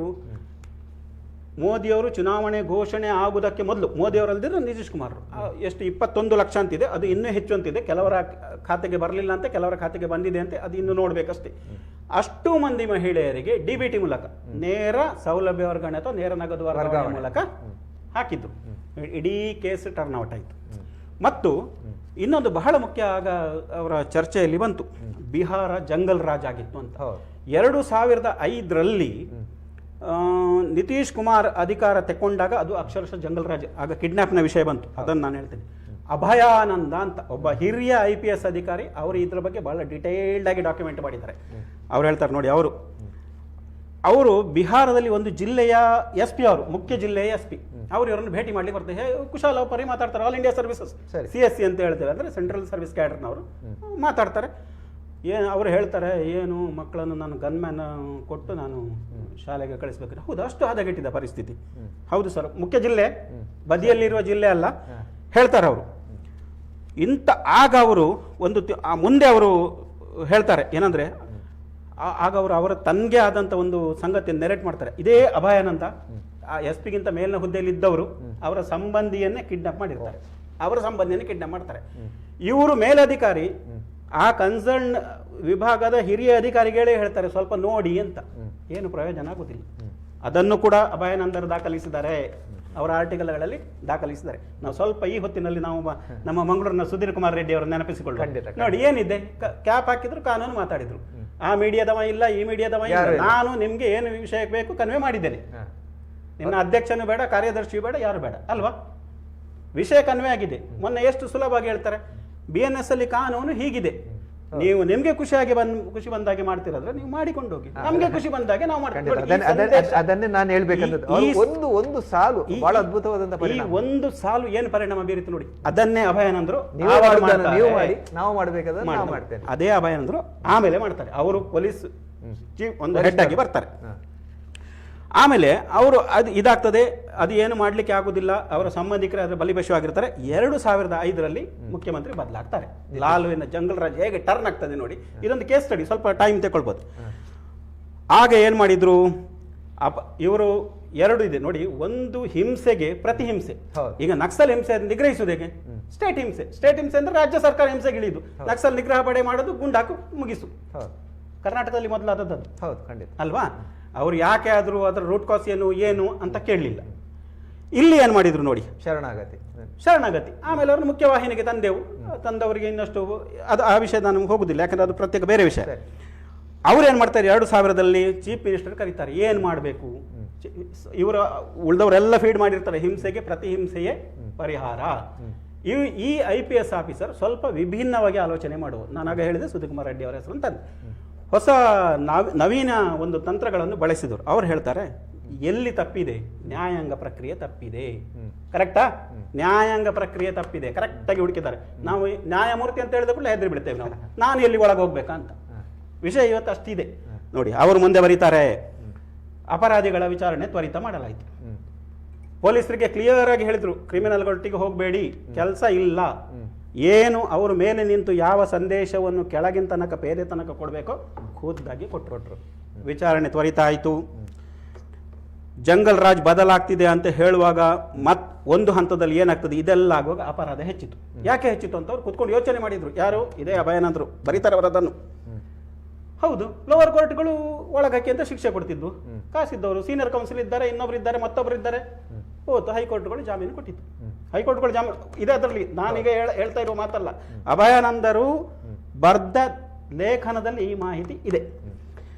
ಮೇಲ್ನ್ಯಾಯಗಳು ಜಾಮೀನು ನೀಡ್ತಿದ್ದು. ಈಗ ಇದನ್ನು ರದ್ದುಪಡಿಸಬೇಕು, ಇದು ಒಂದೇ ದಾರಿ ಅಂತ ಹೇಳಿ ಅವರು ಚೀಫ್ ಮಿನಿಸ್ಟರ್ಗೆ ಎಲ್ಲ ಸ್ಟೇಕ್ ಹೋಲ್ಡರ್ಸ್ ಅಂದರೆ ಬರೇ ಪೊಲೀಸ್ ಅಲ್ಲ, ಎಲ್ಲರನ್ನು ಕರೀತಾರೆ, ಚಿಂತನೆ ಮಾಡ್ತಾರೆ. ಆಗ ಅವರು ಮಾಡ್ತಾರೆ ಜಾಮೀನು ರದ್ದುಪಡಿಸಬೇಕು. ಇದಕ್ಕೆ ಹೇಗೆ?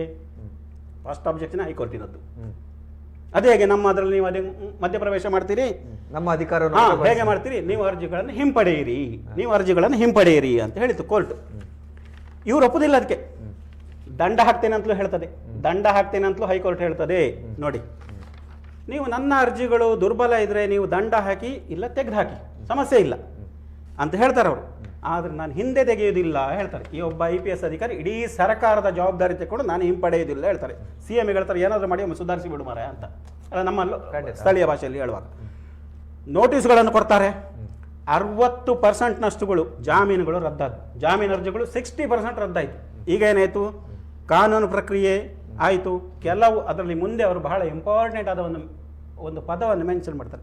ಕೆಲವು ಜಡ್ಜಿಗಳು ಸಹಕಾರ ನೀಡಿದ್ರು. ಅಂದ್ರೆ ಇವರ ಈ ಸಿದ್ಧಾಂತಕ್ಕೆ ಇವತ್ತು ನೀವು ಇವರನ್ನು ಬಿಟ್ಬಿಟ್ರೆ ತಾನೇ ನಾಳೆ ನನ್ನ ಹೆಂಡತಿಗೂ ಬರ್ಬೋದು, ನನ್ನ ಮಕ್ಕಳಿಗೂ ಬರ್ಬೋದು ಅಂತ ಒಂದು ಪ್ರಜ್ಞೆ ಜಡ್ಜ್ಗಳಿಗೆ ನಮ್ಮ ಬುಡಕ್ಕೂ ಬರಬಹುದು ನೋಡಿ. ಆದ್ರಿಂದ ರದ್ದಾಯಿತು ಜಂಗಲ್ ರಾಜ್ ವ್ಯವಸ್ಥೆ ಬದಲಾಯಿತು. ಕಾಲಕ್ರಮೇಣ ಜಂಗಲ್ ರಾಜ್ ನಿಂತೋಯ್ತು. ಅದಕ್ಕೆ ಅವರು ಹೇಳುದು ಅಪರಾಧಗಳ ಆರ್ಥಿಕತೆ. ನಾನು ಏನು ಮಾಡಿದೆ ಅಂದ್ರೆ ಅಪರಾಧಗಳ ಬಗ್ಗೆ ಸೋಷಲ್ ಆಗಿ ಯೋಚನೆ ಮಾಡಿಲ್ಲ. ಇವತ್ತು ಅಪರಾಧ ಮಾಡ್ತಾನೆ, ನಾಳೆ ಮಾಡ್ತಾನೆ ಅಂತ ಯೋಚನೆ ಮಾಡಲಿಲ್ಲ. ಅಪರಾಧಗಳ ಆರ್ಥಿಕತೆಯನ್ನು ನೋಡಿದೆ. ಅದರಿಂದ ಏನು ಅವನಿಗೆ ಲಾಭ ಇದೆ? ಲಾಭವೇ ಇಲ್ಲ ಆಯ್ತಲ್ಲ, ಒಳಗೆ ಹೋಗ್ಬೇಕು. ಲಾಭದ ಪ್ರಶ್ನೆ ಬರುವಾಗ ಅರುಣ್ ಶೇಟ್ ಅವರಿಗೆ ಮೊನ್ನೆ ಯಾರು ನಿರೀಕ್ಷೆ ಮಾಡದಂತಹ ಒಂದು ಘಟನೆ ಆಯಿತು, ದೆಹಲಿಯ ಬಾಂಬ್ ಸ್ಫೋಟದ ಬಳಿಕ ಕೂಡ ರಾಜಕೀಯವಾಗಿ ಒಂದಷ್ಟು ಮಾತುಕತೆಗಳು ನಡೆಯುತ್ತೆ. ಈ ಒಂದು ಚುನಾವಣೆಗಾಗಿ ಇದು ನಡೆಯುತ್ತೆ. ಅದರ ಲಾಭ ಏನಾದ್ರೂ ಆಗಿದೆಯಾ ಸರ್? ಅದು ಹಾಗೆ ಮಾತನಾಡಲೂಬಾರದು. ಯಾಕೆ ಗೊತ್ತಾ, ನಾವು ಹೀಗೆ ಕೂತ್ಕೊಂಡು ಮಾತಾಡ್ತೀವಿ ಹಾಗೆ ಆಯ್ತು ರಾಜಕೀಯ ಅಂತ, ಆದ್ರೆ ನಮ್ಮ ಗುಪ್ತಚರ ಇಲಾಖೆ ಇರ್ಬೋದು, ಪೊಲೀಸ್, ಒಂದು ನಿಮಿಷ, ಲಾಭ ಆಗಿದೆ ಅಂತ ಎಷ್ಟು ಅಂತ ಹೇಳಿದ್ರೆ 32 ಕಡೆ ಬಾಂಬ್ ಬ್ಲಾಸ್ಟ್ ಮಾಡಬೇಕು, ಅದು ಕೂಡ ಡಿಸೆಂಬರ್ 6ರಲ್ಲಿ ಮಾಡಬೇಕು. ಅದರೊಂದು ಪ್ರಕ್ಷುಬ್ಧ ಪರಿಸ್ಥಿತಿಯನ್ನು ಈ ದೇಶದಲ್ಲಿ ಮಾಡಬೇಕು ಅನ್ನತಕ್ಕಂಥ ಒಂದು ಯೋಚನೆಯನ್ನು ಅದನ್ನು ಡಿಫ್ಯೂಸ್ ಮಾಡಿದ್ದಾರೆ. ಅದ್ರ ಬಗ್ಗೆ ನಮ್ಮ ಟಿವಿ ಡಿಬೇಟ್ಗಳು ತೋರಿಸ್ತಾನೆ ಇಲ್ಲ ಸರ್. 3000 ಕಿಲೋ ಎಷ್ಟು ಟನ್ ಅಷ್ಟು ಅದನ್ನು ಸಂಗ್ರಹ ಮಾಡಿಕೊಂಡು ಮಾಡ್ತಾ ಇದ್ರು. ಯಾರು ಮಾಡ್ತಾ ಇದ್ದವರು? ಡಾಕ್ಟರ್ಗಳು. ಯಾರು ಜೀವವನ್ನು ರಕ್ಷಿಸಬೇಕಿತ್ತೋ ಆ ಡಾಕ್ಟರ್ಗಳೇ ಜೀವ ತೆಗಿಬೇಕು, ಪ್ರಾಣ ಹರಣ ಮಾಡಬೇಕು ಅನ್ನೋ ಆಲೋಚನೆ ಮಾಡ್ತಾರೆ ಅನ್ನುವಂಥದ್ದನ್ನಾದ್ರೂ ಯೋಚನೆ ಮಾಡ್ಲಿಕ್ಕೆ ಸಾಧ್ಯನಾ? ಒಬ್ರು ಡಾಕ್ಟರ್ನ ಸೃಷ್ಟಿ ಮಾಡಬೇಕಾದ್ರೆ ಆ ಮನೆಯವರು ಇರ್ಬೋದು, ಆ ಒಂದು ಸಮಾಜ ಇರ್ಬೋದು, ಆ ಒಂದು ವ್ಯವಸ್ಥೆ ಇರ್ಬೋದು, ಎಷ್ಟು ಕಷ್ಟ ಇದೆ. ಒಬ್ಬ ಡಾಕ್ಟರ್, ನಮ್ಮಲ್ಲಿ ಡಾಕ್ಟರ್ ರೆಡಿ ಆಗ್ಬೇಕಾದ್ರೆ 4-5 ಕೋಟಿಗಳ ಒಂದು ಖರ್ಚು ಇದೆ. ಅಷ್ಟು ಅದರಲ್ಲಿ ಅವನಿಗೆ ಕೂಡ ಮನಸ್ಸು ಕೊಡಬೇಕು. ಅದರ ಮಧ್ಯದಲ್ಲಿ ಇವರಿಗೆ ಟೆರರಿಸಮ್ಗೆ ನಾವು ಇದನ್ನು ತಿರುಗಿಸಬೇಕು, ಅದು ಕೂಡ ಓದಿದಂತಹ ಜನಾಂಗ ಅಂತ ಹೇಳಿದರೆ ಎಲ್ಲಿ ರಿಪೇರಿ ಮಾಡಬೇಕು ಸರ್? ಮೊನ್ನೆ ನನಗೆ ಬಹಳ ದುಃಖವಾಯಿತು. ಎಲ್ಲರೂ ಮಾತಾಡಿದರು, ಆದರೆ ಟೆರರಿಸಮ್ ಇದು ಈ ರೀತಿ ತಪ್ಪು, ಇದನ್ನು ಖಂಡಿಸ್ತೇವೆ ಅಂತ ಮೇಲ್ಪದದಲ್ಲಿ ಹೇಳಿದರು. ಆದರೆ ಇದನ್ನು ಮೂಲದಿಂದ ಕಿತ್ತಾಕಬೇಕು ಅಂತ ಹೇಳಿ ಯಾರೂ ಮಾತಾಡಲಿಲ್ಲ. ಕೆಲವು ರಾಷ್ಟ್ರಭಕ್ತ ಸಂಘಟನೆಗಳು ಮಾತ್ರ ಮಾತಾಡಿದರು. ಅದನ್ನು ಇನ್ನೂ ಕೂಡ ಇದನ್ನು ಲಾ ಆ್ಯಂಡ್ ಆರ್ಡರ್ ಪ್ರಾಬ್ಲಮ್ ಆಗಿ ಮಾತಾಡ್ತಿದ್ದಾರೆ. ಯಾವುದೇ ನೀವು ಡಿಬೇಟಲ್ಲಿ ನೋಡಿ, ಲಾ ಆ್ಯಂಡ್ ಆರ್ಡರ್ ಪ್ರಾಬ್ಲಮ್ ಅಂತ ಮಾತಾಡ್ತಿದ್ದಾರೆ. ಇದು ಟೆರರಿಸಂ, ದೇಶದ ವಿರುದ್ಧ ಯುದ್ಧ. ಇದು ಯಾವ ರೀತಿ ಮೊಹಮ್ಮದ್ ಅಲಿ ಜಿನ್ನಾ ಹೇಳಿದ್ನೋ, ಹಸ್ಕೆಲಿಯ ಪಾಕಿಸ್ತಾನ್, ಲಡ್ಕೆಲಿಯಂಗೆ ಹಿಂದೂಸ್ತಾನ್, ಅದು ಇನ್ನು ಮುಗಿಲಿಲ್ಲ, ಅದು ನಡೀತಾ ಇದೆ. ಅದಕ್ಕೆ ಯಾಕೆ ತುಪ್ಪ ಇರಿತೀರಿ? ನಾವು ಇರ್ತೀವಿ, ನೀವು ಇರ್ತೀವಿ, ಅಧಿಕಾರ ಬರ್ತದೆ ಹೋಗ್ತದೆ, ಎಲ್ಲ ಸರಿ. ನಮ್ಮ ದೇಶ ಅಷ್ಟು ಸಾವಿರಾರು ವರ್ಷಗಳ ಕಾಲ ಉಳಿಬೇಕು ಸ್ವಾಮಿ. ಅದಕ್ಕೋಸ್ಕರ ನೀವು ಬಾಯಿ ಬಿಟ್ಟು ಮಾತನಾಡಿ ಇಲ್ಲಿ ಸುಮ್ಮನೆ ಕೂತ್ಕೊಳ್ಳಿ. ಯಾಕೆ ನಾವು ಅದಕ್ಕೆ ಅಮಾಯಕರನ್ನು ಒಳಗೆ ಹಾಕಿದ್ರಿ, ಅಮಾಯಕರನ್ನ ಮನೆ ಒಡೆದು ಹಾಕಿದ್ರಿ ಅಂತೇಳಿ ಇವ್ರು ಅಳ್ತಾರೆ. ಯುದ್ಧ ಆಗ್ತಾ ಇದೆ. ಯುದ್ಧದ ಒಂದು ವಿಷಯಗಳು, ಅದ ಪ್ರಕ್ರಿಯೆಗಳು ಬದಲಾಗಿರಬಹುದು. ಬಾರ್ಡರ್ನಲ್ಲಿ ಇದ್ರೆ ನಮ್ಮ ಸೈನಿಕರು ಉತ್ತರ ಕೊಡ್ತಿದ್ರು, ಆದರೆ ನಮ್ಮ ಒಳಗೆ ಈ ಕ್ರಿಮಿಗಳನ್ನು ಪಾಕಿಸ್ತಾನದವರು ಸೃಷ್ಟಿ ಮಾಡ್ತಿದ್ದಾರೆ. ಇಷ್ಟೆಲ್ಲ ಇರಬೇಕಾದ್ರೂ ಕೂಡ ಮತ್ತೆ ಆ ಬಾಂಬ್ ಬ್ಲಾಸ್ಟ್ ಆಗಿ ಅಷ್ಟೋ ಜನ ಸತ್ತಿದ್ದಾರೆ. ಅವರಿಗೆ ಒಂದು ಶ್ರದ್ಧಾಂಜಲಿನೋ ಅವರ ಬಗ್ಗೆ ಕಣ್ಣೀರು ಹಾಕೋದನ್ನು ಬಿಟ್ಟು ಬಿಜೆಪಿಗೆ ಲಾಭ ಆಗಿದೆ. ಯಾಕೆ ಲಾಭ ಸರ್? ಅಂಥ ಲಾಭ ಇದ್ರೆ ಬಿಜೆಪಿನಾಗೆ ನಮ್ಗೆ ಬೇಡವಾ ಸರ್? ಆ ಪಕ್ಷನೂ ಬೇಡ ನಮ್ಗೆ, ಅಂಥದ್ದು ಬೇಡ. ಆ ರೀತಿಯಾಗಿ ಯಾವುದು ಮಾಡಬೇಕು, ಅದು ಈ ರೀತಿ ಒಂದು ಮನಸ್ಸಿಗೆ ಬರುತ್ತಲ್ಲ ಅವರಿಗೆ, ಈ ರೀತಿ ಬಿಜೆಪಿಗೆ ರಾಜ ಹಾಗೆ ಬರ್ತದೆ ಅಂತ ಹೇಳಿದ್ರೆ ಅವರ ಮನಸ್ಸು, ಅವರ ಮಾನಸಿಕತೆಗೆ ಎಷ್ಟು ರೀತಿಯಲ್ಲಿ ಬದಲಾವಣೆ ಆಗಬೇಕಾಗಿದೆ. ಮತ್ತೆ ಇಂಥವ್ರು ಮೊದಲಿಗೆ ಶುದ್ಧಾಚಾರ ಆಗಬೇಕು. ಆ ಟೆರರಿಸಂ ಮಟ್ಟ ಹಾಕುವುದು ಅದು ನಮ್ಮ ಸರ್ಕಾರ ಮಾಡುತ್ತೆ, ಅದಕ್ಕೆ ಬೇಕಾದ ಪ್ರಕ್ರಿಯೆ ಎಲ್ಲವೂ ಮಾಡುತ್ತೆ, ಅದು ಬೇರೆ ವಿಷಯ. ಆದ್ರೆ ಇಂಥವ್ರು ಇದಾರಲ್ಲ, ಇವರು ಇಂಧನವಾಗ್ತಾ ಇದ್ದಾರೆ ಇವರಿಗೆ, ಅದು ಗೊತ್ತಿಲ್ಲ. ಸಮಯ ಮುಗಿತಾ ಬರ್ತಾ ಇದೆ. ಈಗ ಒಂದು ಕುತೂಹಲ ಎಲ್ಲರಲ್ಲಿ ಕಾಣ್ತಾ ಇರುವಂತದ್ದು, ಮುಂದಿನ ಮುಖ್ಯಮಂತ್ರಿ ಯಾರು? ಮತ್ತೆ ನಿತೀಶ್ ಕುಮಾರ್ ಅಥವಾ ಬಿಜೆಪಿಯಿಂದ ಯಾರಾದ್ರೂ? ಈಗಾಗಲೇ ನಿತೀಶ್ ಕುಮಾರ್ ಅವರ ನೇತೃತ್ವದಲ್ಲಿ ಇದನ್ನು ಮಾಡ್ತಾ ಇದ್ದೀವಿ ಅನ್ನುವಂಥದ್ದನ್ನು ಎಲ್ಲರಿಗೂ ಗೊತ್ತಿರತಕ್ಕಂಥದ್ದು.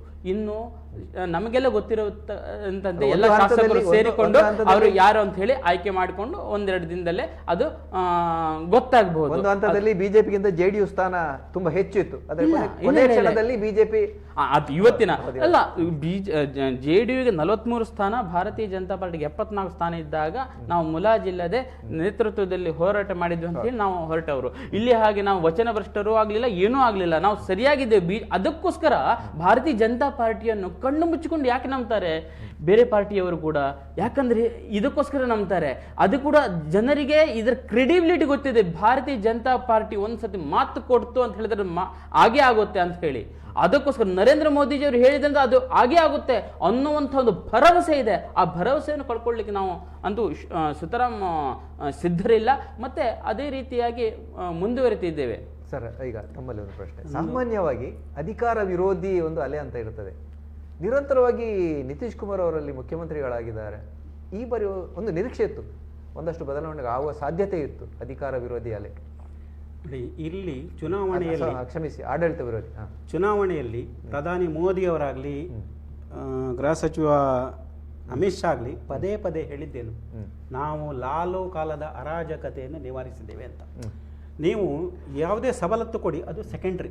ನೀವು ಇವತ್ತು ಪ್ರತಿಯೊಬ್ಬನಿಗೂ ಒಂದು ಭದ್ರತೆ ಬೇಕು, ಸುರಕ್ಷೆ ಬೇಕು, ಬೇಕು. ಇವತ್ತು ನೋಡಿ ಕಾಂಗ್ರೆಸ್ ಎಷ್ಟು ಒಂದು ಒಬ್ಬರನ್ನು ಎಪೀಸ್ಮೆಂಟ್ ಅಂದರೆ ಅವರನ್ನು ಓಲೈಸಲಿಕ್ಕೆ ಮಾಡ್ತದೆ ಹೇಳಿದರೆ, ದಿಲ್ಲಿ ಸ್ಫೋಟ ಆದ ಕೂಡಲೇ ಕರ್ನಾಟಕದ ಮುಖ್ಯಮಂತ್ರಿ ಹೇಳಿದ್ದೇನು, ಚುನಾವಣೆ ಆದ ಕೂಡಲೇ ಆಗುವಾಗಲೇ ಯಾಕೆ ಸ್ಫೋಟ ನಡೀತದೆ? ಇದು ಒಬ್ಬ ಮನುಷ್ಯ ಕನಿಷ್ಠ ಸೂಕ್ಷ್ಮತೆ ಆದರೂ ಬೇಕಲ್ಲ. ಕನಿಷ್ಠ ಸೂಕ್ಷ್ಮ, ತನ್ನ ಮಕ್ಕಳು ಸಾಯುವುದಿಲ್ಲ, ತನ್ನ ಮಕ್ಕಳು MLA ಆಗಿದ್ದಾರೋ ಇನ್ನೇನೋ ಆಗಿದ್ದಾರೆ, ಅವರಿಗೆ ಬೇಕಷ್ಟು ಉಂಟು, ಗನ್ಮ್ಯಾನಲ್ಲಿ ಇದು ಯಾರನ್ನೇ ಬಲಿ ಕೊಡಿದ್ರಿ ನೀವು ಅಲ್ವಾ? ಇವೆಲ್ಲವೂ ಇಲ್ಲಿ ಕೌಂಟ್ ಆಗಿದೆ. ಮತ್ತು ನಿತೀಶ್ ಕುಮಾರ್ ಅಲ್ಲಿ ಒಂದು ಹಿಂದೆ ಇದ್ದ ಅರಾಜಕತೆ ನಿವಾರಿಸಿದ್ದು ಮಾತ್ರ ಅಲ್ಲ, ಅವರು ನೋಡಿ ಸಶಕ್ತಿ ಕಾರ್ಯಕ್ರಮವಾದಂಥ ಜೀವಿಕಾ ಅದನ್ನು ತುಂಬ ಬ್ರಾಡರ್ ಲೆವೆಲಲ್ಲಿ ತಂದರು. ಇವತ್ತು ಅಲ್ಲಿ ಎಲ್ಲ ಸಣ್ಣ ಮಟ್ಟಿನ ಉದ್ಯಮಗಳು ಹೆಚ್ಚಾಗಿವೆ.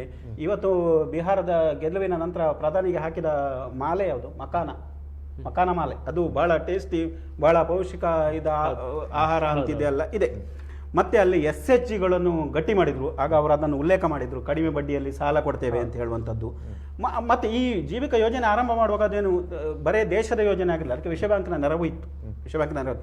ಹೀಗೆ ನೀವು ಆಯಾ ಕಾಲದಲ್ಲಿ ಇದ್ದಂಥ ಒಂದು ಡೆಮಾಕ್ರಸಿ ಇದ್ದಲ್ಲ, ಲಾಲು ಕಾಲದಲ್ಲಿ ಇತ್ತು democracy, the democracy without development. ಅದನ್ನು ಡೆಮಾಕ್ರಸಿ ವಿತ್ ಡೆವಲಪ್ಮೆಂಟ್ ಮಾಡಿದ್ದು Nitish Kumar. So is rewarded, correctly ಅದಕ್ಕೆ ರಿವಾರ್ಡ್ ಬಂದಿದ್ದು. ನಾವು ಮಾತಾಡುವಾಗ ಒಂದು ಜನಸಮೂಹವನ್ನು ಓಲೈಸ್ಲಿಕ್ಕೆ ಆಗುವಾಗ ನಾವು ಬೇರೆಯವರ ಭದ್ರತೆಯನ್ನು, ಜೀವದ ರಕ್ಷಣೆಯನ್ನು ತಿರಸ್ಕಾರ ಮಾಡಬಾರದು ಎಂಬುದಕ್ಕೆ ಕೂಡ ಇದು ಒಂದು ಉದಾಹರಣೆ. ಮೋದಿ ಅವರು ಮಾತನಾಡಿದ್ದಾರೆ, ಮತ್ತೆ ತುಷ್ಟೀಕರಣ ಶರಾಬು ಬೇಡ, ಸಂತುಷ್ಟೀಕರಣ ಬೇಕು. ಮತ್ತೆ ಶರಾಬು ನಿಷೇಧ ಮಾಡುವಂತಹ ಯೋಜನೆಯನ್ನು ಕೂಡ ಬಿಹಾರದಂತ ರಾಜ್ಯದಲ್ಲಿ ತಂದಿದ್ದಾರೆ. ಅದಕ್ಕೆ ಅಷ್ಟು ಗಟ್ಸ್ಬೇಕು ಮಾಡಬೇಕಾದ್ರೆ, ಅದನ್ನು ತಂದಿದ್ದಾರೆ, ಇಂಪ್ಲಿಮೆಂಟ್ ಮಾಡಿದ್ದಾರೆ. ಮತ್ತೆ ಬೇರೆ ಬೇರೆ ವಿಷಯಗಳು ಕಳ್ಳ ಸರಿ ಅದೆಲ್ಲ ಆಯ್ತು, ಬೇರೆ ವಿಷಯ. ಆದ್ರೆ ಅದು ಗಟ್ಸ್ ತೋರಿಸ್ತಿದ್ರಲ್ಲ, ಇದು ಅಲ್ಲಿಯ ಮಹಿಳೆಯರಿಗೆ ಇಂಥ ಒಂದು ಸುರಾಜ್ಯವನ್ನು ಸುಶಾಸನ ಬಾಬು ಅಂತ ಕರೀತಾರೆ ಅವರು. ನಿತೀಶ್ ಕುಮಾರ್ರನ್ನು ಬಿಡ್ಲಿಕ್ಕೆ ಯಾರಿಗೆ ತಾನೇ ಸಾಧ್ಯ? ಪಲ್ಟಿ ಬಾಬು ಅಂತಲೂ ಕರೆದಿದ್ದಾರೆ ಅವರನ್ನು. ಯಾಕಂದ್ರೆ ಅವರ ನಿಷ್ಠೆ ಇಲ್ಲ, ಇವತ್ತು ಬೆಳಿಗ್ಗೆ ಇದ್ದದ್ದನ್ನು ಮಧ್ಯಾಹ್ನ ಮಾಡೋದಿಲ್ಲ ಅಂತ. ಡೆಸ್ಪೈಟ್ ಅವರೊಂದು ಇನ್ನೊಂದು ಅವರನ್ನು ನಾವು ಗಮನಿಸಿದ್ದೇವೆ. ಇವತ್ತೊಂದು ಪಕ್ಷದಲ್ಲಿದ್ರೆ ನಾಳೆ ಇನ್ನೊಂದು ಪಕ್ಷದಲ್ಲಿ ಮೈತ್ರಿ ಮಾಡಿಕೊಳ್ಳುವಂತ ಇಲ್ಲ, ಮೈತ್ರಿ ಮಾಡಿಕೊಳ್ಳುವಂಥದ್ದು ರಾಜಕೀಯ ಸವಲತ್ತಿಗೋಸ್ಕರ ಮಾಡಿಕೊಳ್ಳುವಂಥದ್ದು ಅಂದಂದಿನ ಏನೇನು ಕ್ರೈಟೀರಿಯಾಗಳಿರುತ್ತೋ ಅದರ ಮುಖಾಂತರ ಮಾಡಿಕೊಳ್ತಾ ಇದ್ರೆ ಸಂವಿಧಾನಾತ್ಮಕವಾಗಿ ಮಾಡಿಕೊಳ್ತಾ ಇರುವಂಥದ್ದು. ಅದನ್ನು ಕೂಡ ನಾವು ಗಮನಿಸಿದ್ದೇವೆ. ಅದನ್ನು ಕೂಡ ಏನಿದೆ ಅದು ಮತದಾರರಿಗೆ ಒಂದ್ಸತಿ ಡೆಸ್ಪರೇಟ್ ಆಗಿದೆ. ಆದರೆ ಕೊನೆಗೊಮ್ಮೆ ಅವರು ಯಾವಾಗ ಸೇರಿದ್ರೋ, ನನ್ನ NDA ಇದನ್ನು ಸೇರಿದ್ರು, ನಿಮ್ಗೆ ಗೊತ್ತಿರಲಿ, ಈ ಇಂಡಿಯಾ ಘಟಬಂಧನ ಮೊದಲಿಗೆ ಮಾಡಿದ್ದೇ ನಿತೀಶ್ ಕುಮಾರ್. ಖಂಡಿತ ಅಂಥವರು ಇವರ ಈ ಅರಾಜಕತೆ, ಅವರ ಒಂದು ಟಾರ್ಚರ್, ಯಾರು ಲಾಲು ಪಾರ್ಟಿಯ ಟಾರ್ಚರು, ಕಾಂಗ್ರೆಸ್ನ ಟಾರ್ಚರ್ ಸಹಿಸಲಾಗದೆ NDAಗೆ ಬಂದರು. ಮತ್ತೊಮ್ಮೆ ಹೇಳಿದರು, ಖಡಾಖಂಡಿತವಾಗಿ ಹೇಳಿದರು, ಇನ್ನೊಮ್ಮೆ ನಾನು ಪುನಃ ಹಿಂತಿರುಗಿ ಆ ರೀತಿ ತಪ್ಪು ಮಾಡೋದಿಲ್ಲ. ಮೂರನೇ ಅವಧಿಗೆ ಮುಖ್ಯಮಂತ್ರಿ ಪ್ರಧಾನಿ ಆಗ್ಬೇಕಾದ್ರೆ ಅತ್ಯಂತ ನಿರ್ಣಾಯಕರಾಗಿದ್ದವರು ಇವರೇ, ನಿತೀಶ್ ಕುಮಾರ್ ಮತ್ತೆ ಚಂದ್ರಬಾಬು ನಾಯ್ಡು ಅವರು. ಅಂತಾರೆ NDAನಲ್ಲಿ ಇರಬೇಕಾದ್ರೆ ಅವರು ಸಿಕ್ಕಂತ ಗೌರವಗಳು ಮತ್ತೆ ಅಭಿವೃದ್ಧಿಯ ಸಂಕೇತಗಳು, ಮತ್ತೆ ಸಂಕೇತಗಳಷ್ಟೇ ಅಲ್ಲ, ಅಷ್ಟೊಂದು ರೀತಿಯಲ್ಲಿ ಅಭಿವೃದ್ಧಿಗೆ ಅಲ್ಲಿಗೆ ಅವಕಾಶಗಳನ್ನು ಮಾಡಿಕೊಟ್ಟಿದ್ದಾರೆ. ಆದರೆ ನಿಮಗೆ ಗೊತ್ತಿರಲಿ, ಕಾಂಗ್ರೆಸ್ ಎಲ್ಲ ಬಂದಾಗ ನಮಗೆ ಎಷ್ಟು, ಪಾರ್ಟಿಗೆ ಎಷ್ಟು, ಭ್ರಷ್ಟಾಚಾರ ಎಷ್ಟು, ನಮ್ಮ ಕರ್ನಾಟಕದಲ್ಲಿ 335 ಸ್ಥಾನಗಳನ್ನು ಕೊಟ್ಟಿದ್ದೇವೆ. ಯಾವ ರೀತಿ ವಿಜೃಂಭಣೆಯಿಂದ ಸರ್ಕಾರ ಮಾಡಬಹುದಿತ್ತು. ಆದರೆ ನಮಗೆ ಈಗ ಗೊತ್ತಿರುವಂಥದ್ದು, ಕಾಂಗ್ರೆಸ್ ಕರ್ನಾಟಕ ಸರ್ಕಾರ ಅಂತ ಹೇಳಿದ ಕೂಡಲೇ ಸಾವಿರಾರು ಹಗರಣಗಳು, ರಸ್ತೆ ಗುಂಡಿಗಳು, ಅಭಿವೃದ್ಧಿ ಇಲ್ಲ, ಎಷ್ಟು ಸರ್ಕಾರಿ ಶಾಲೆಗಳನ್ನು ಮುಚ್ಚಬೇಕು, ಇಂಥದ್ದೇ ಬರ್ತಾ ಇದೆ ಸ್ವಾಮಿ. ಎಲ್ಲಿ ನಿಮ್ಗೆ ನೀವು ಎಷ್ಟು ನ್ಯೂಸ್ ಕವರೇಜ್ ಮಾಡಿದಿರಿ ನಮ್ಮ ಈ ಉದ್ಘಾಟನೆಗಳು ಇರಬಹುದು ಅಥವಾ ಬಿಜೆಪಿಯಲ್ಲಿ ಕೂಡ ಸಾಕಷ್ಟು ಪ್ರಶ್ನೆಗಳಿದೆ. ಯಾಕೆ ಒಬ್ಬ ಬಲಿಷ್ಠ ನಾಯಕನನ್ನು ಸೃಷ್ಟಿ ಮಾಡೋದಕ್ಕೆ ಸಾಧ್ಯ ಆಗಿಲ್ಲ ಕರ್ನಾಟಕದಲ್ಲಿ? ಅಂದ್ರೆ ಬಲಿಷ್ಠ ಸಿದ್ದರಾಮಯ್ಯನವರು ಅಥವಾ DK ಶಿವಕುಮಾರ್ ಅವರಿಗೆ ಸಮದಂಡಿಯಾಗಿ ನಿಲ್ಲುವಲ್ಲಂತಹ ಒಬ್ಬ ಸಮರ್ಥ ನಾಯಕರ ಕೊರತೆ ಕಾಣ್ತಾ ಇದೆ ಬಿಜೆಪಿಯಲ್ಲಿ. ಇಲ್ಲ ಹಾಗೇನು ನನಗಂತೂ ಅನಿಸ್ತಾ ಇಲ್ಲ. ಉಡುಪಿ ಇರಬಹುದು, ಮಂಗಳೂರು ಇರಬಹುದು, ಗೆಲ್ಲಿಸದ್ದು ನಮ್ಮ ಕಾರ್ಯಕರ್ತರು, ನಮ್ಮ ಮತದಾರರು. ಇಲ್ಲಿ ಯಾವರೇ ಸಿದ್ದರಾಮಯ್ಯ ಬಂದ್ರು ಒಂದು ಓಟ್ ಹುಟ್ಟುದಿಲ್ಲ. ಆದ್ರೆ ಗೌರವ ಎಲ್ಲರಿಗೂ ಕೊಡ್ತೀವಿ ನಾವು. ಈಗ ಗೌರವ ಎಲ್ಲರಿಗೂ ಕೊಡ್ತೀವಿ. ಬಿಹಾರದ ಎಲೆಕ್ಷನ್ ಸಮಯದಲ್ಲಿ ಅವರಿಗೆ ಕವರೇಜ್ ಸಿಗ್ತಿಲ್ಲ ಅಂತ ಹೇಳಿದ್ರು. ಆದ್ರೆ ಈ ಸತಿ ತೇಜಸ್ವಿ ಯಾದವ್ ಮತ್ತು ರಾಹುಲ್ ಗಾಂಧಿಗೆ ಕೊಟ್ಟಂತ ನ್ಯೂಸ್ ಕವರೇಜ್ ಎಷ್ಟು, ಯಾವತ್ತೂ ಅವ್ರು ಗೋಧಿ ಮೀಡಿಯಾ ಅಂತ ಹೇಳಿದವರು. ಅವರ ಒಂದೊಂದು ಏನು ಸಭೆ ಸೇರುವಾಗ ಲಕ್ಷಾಂತರ ಜನ ಬಂದಿದ್ದಾರೆ ನೋಡಿ. ಈ ಸತಿ ಬರೋದು ತೇಜಸ್ವಿ ಯಾದವ್.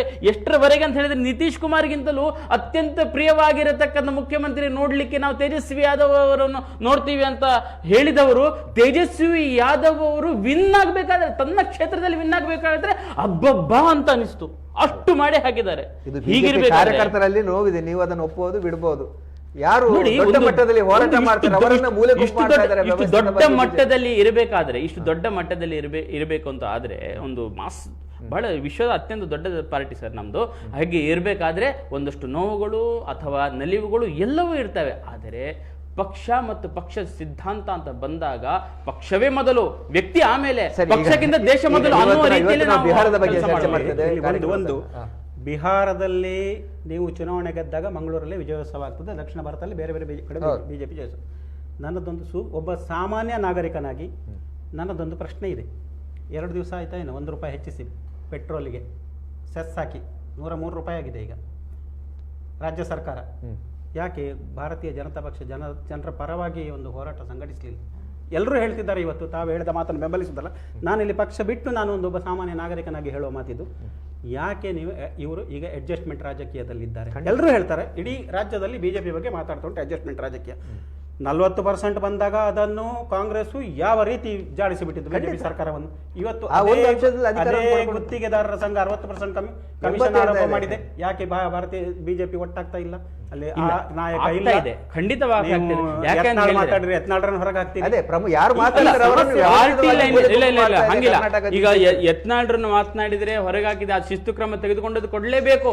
ಅದಕ್ಕೇನು ನಾನು ಅದು ತಪ್ಪು ಅಂತ ಖಂಡಿತ ಹೇಳುದಿಲ್ಲ, ಅದು ಆಗ್ಲೇಬೇಕು. ಯಾಕಂದ್ರೆ ಪಕ್ಷ ನೀವು ಬೇರೆ ಆಗಿದ್ದ, ನಾನಿಲ್ಲಿ ಬಿಜೆಪಿ ವಕ್ತಾರ ಅಲ್ಲದೆ ಸಾಮಾಜಿಕ ಕಾರ್ಯಕರ್ತ ಏನು ಬೇಕಾದ್ರೆ ಮಾತಾಡೋದು, ಆದ್ರೆ ಬಿಜೆಪಿಯ ವಕ್ತಾರನಾಗಿದ್ದಾಗ ನಾನು ಮಾತನಾಡುವಂಥದ್ದು ಎಲ್ಲಿಯೂ ಕೂಡ ಬಿಜೆಪಿಗೆ ಇರುಸು ಮುರುಸು ಆಗಬಾರ್ದು. ಅದೊಂದು ನಮಗೊಂದು ಕ್ರೆಡಿಬಿಲಿಟಿ ಇದೆ, ಅಷ್ಟನ್ನು ನಾವು ಮಾಡ್ಲೇಬೇಕು. ಯತ್ನಾಳ್ ಆಗ್ಲಿ ಯಾರೇ ಆಗ್ಲಿ ಅದನ್ನು ಪಾಲಿಸಲೇಬೇಕು, ಆ ನಿಯಮ ಪಾಲಿಸಲೇಬೇಕು, ಆ ಶಿಸ್ತು ಇದ್ದೇ ಇರಬೇಕು. ಇಲ್ಲದಿದ್ದರೆ ಈ ಸೂತ್ರ ಇಲ್ಲದ ಗಾಳಿಪಟ ಹಾರಬಹುದು, ಎಷ್ಟು ಹಾರಬಹುದು ಸೂತ್ರ ಇಲ್ಲದ ಗಾಳಿಪಟ, ಆ ರೀತಿ ಆಗುತ್ತೆ ಪಕ್ಷ. ಅದಕ್ಕೋಸ್ಕರ ಶಿಸ್ತು ಕ್ರಮ ತೆಗೆದುಕೊಂಡದ್ದು ಸರಿ, ಮತ್ತೆ ಎಲ್ಲವೂ ಸರಿ ಆಯ್ತು. ನೀವು ಹೇಳಿದಂತೆ ಏನು ಅವಲೋಕನ ಮಾಡಬೇಕು, ಖಂಡಿತ ಅವಲೋಕನ ಮಾಡ್ತೀವಿ. ನಮ್ಮ ಪಕ್ಷ ಕರ್ನಾಟಕದಲ್ಲಿ ಸ್ವಲ್ಪ ಹಿನ್ನಡೆ ಇಡೀ ಕಂಡಿದೆ. ದೇಶದಲ್ಲಿ ಅದನ್ನು- ಇವತ್ತು ದೊಡ್ಡ ರಾಜ್ಯದಲ್ಲಿ ಕಾಂಗ್ರೆಸ್ ಇದೆ ಅಂತಂದ್ರೆ ಅದು ಕರ್ನಾಟಕ. ಬಿಜೆಪಿಗೆ ಯಾಕೆ? ಅದಕ್ಕೆ ಕಾರಣಗಳು ಅವರೇ ಕೊಟ್ಟಿದ್ದಾರೆ.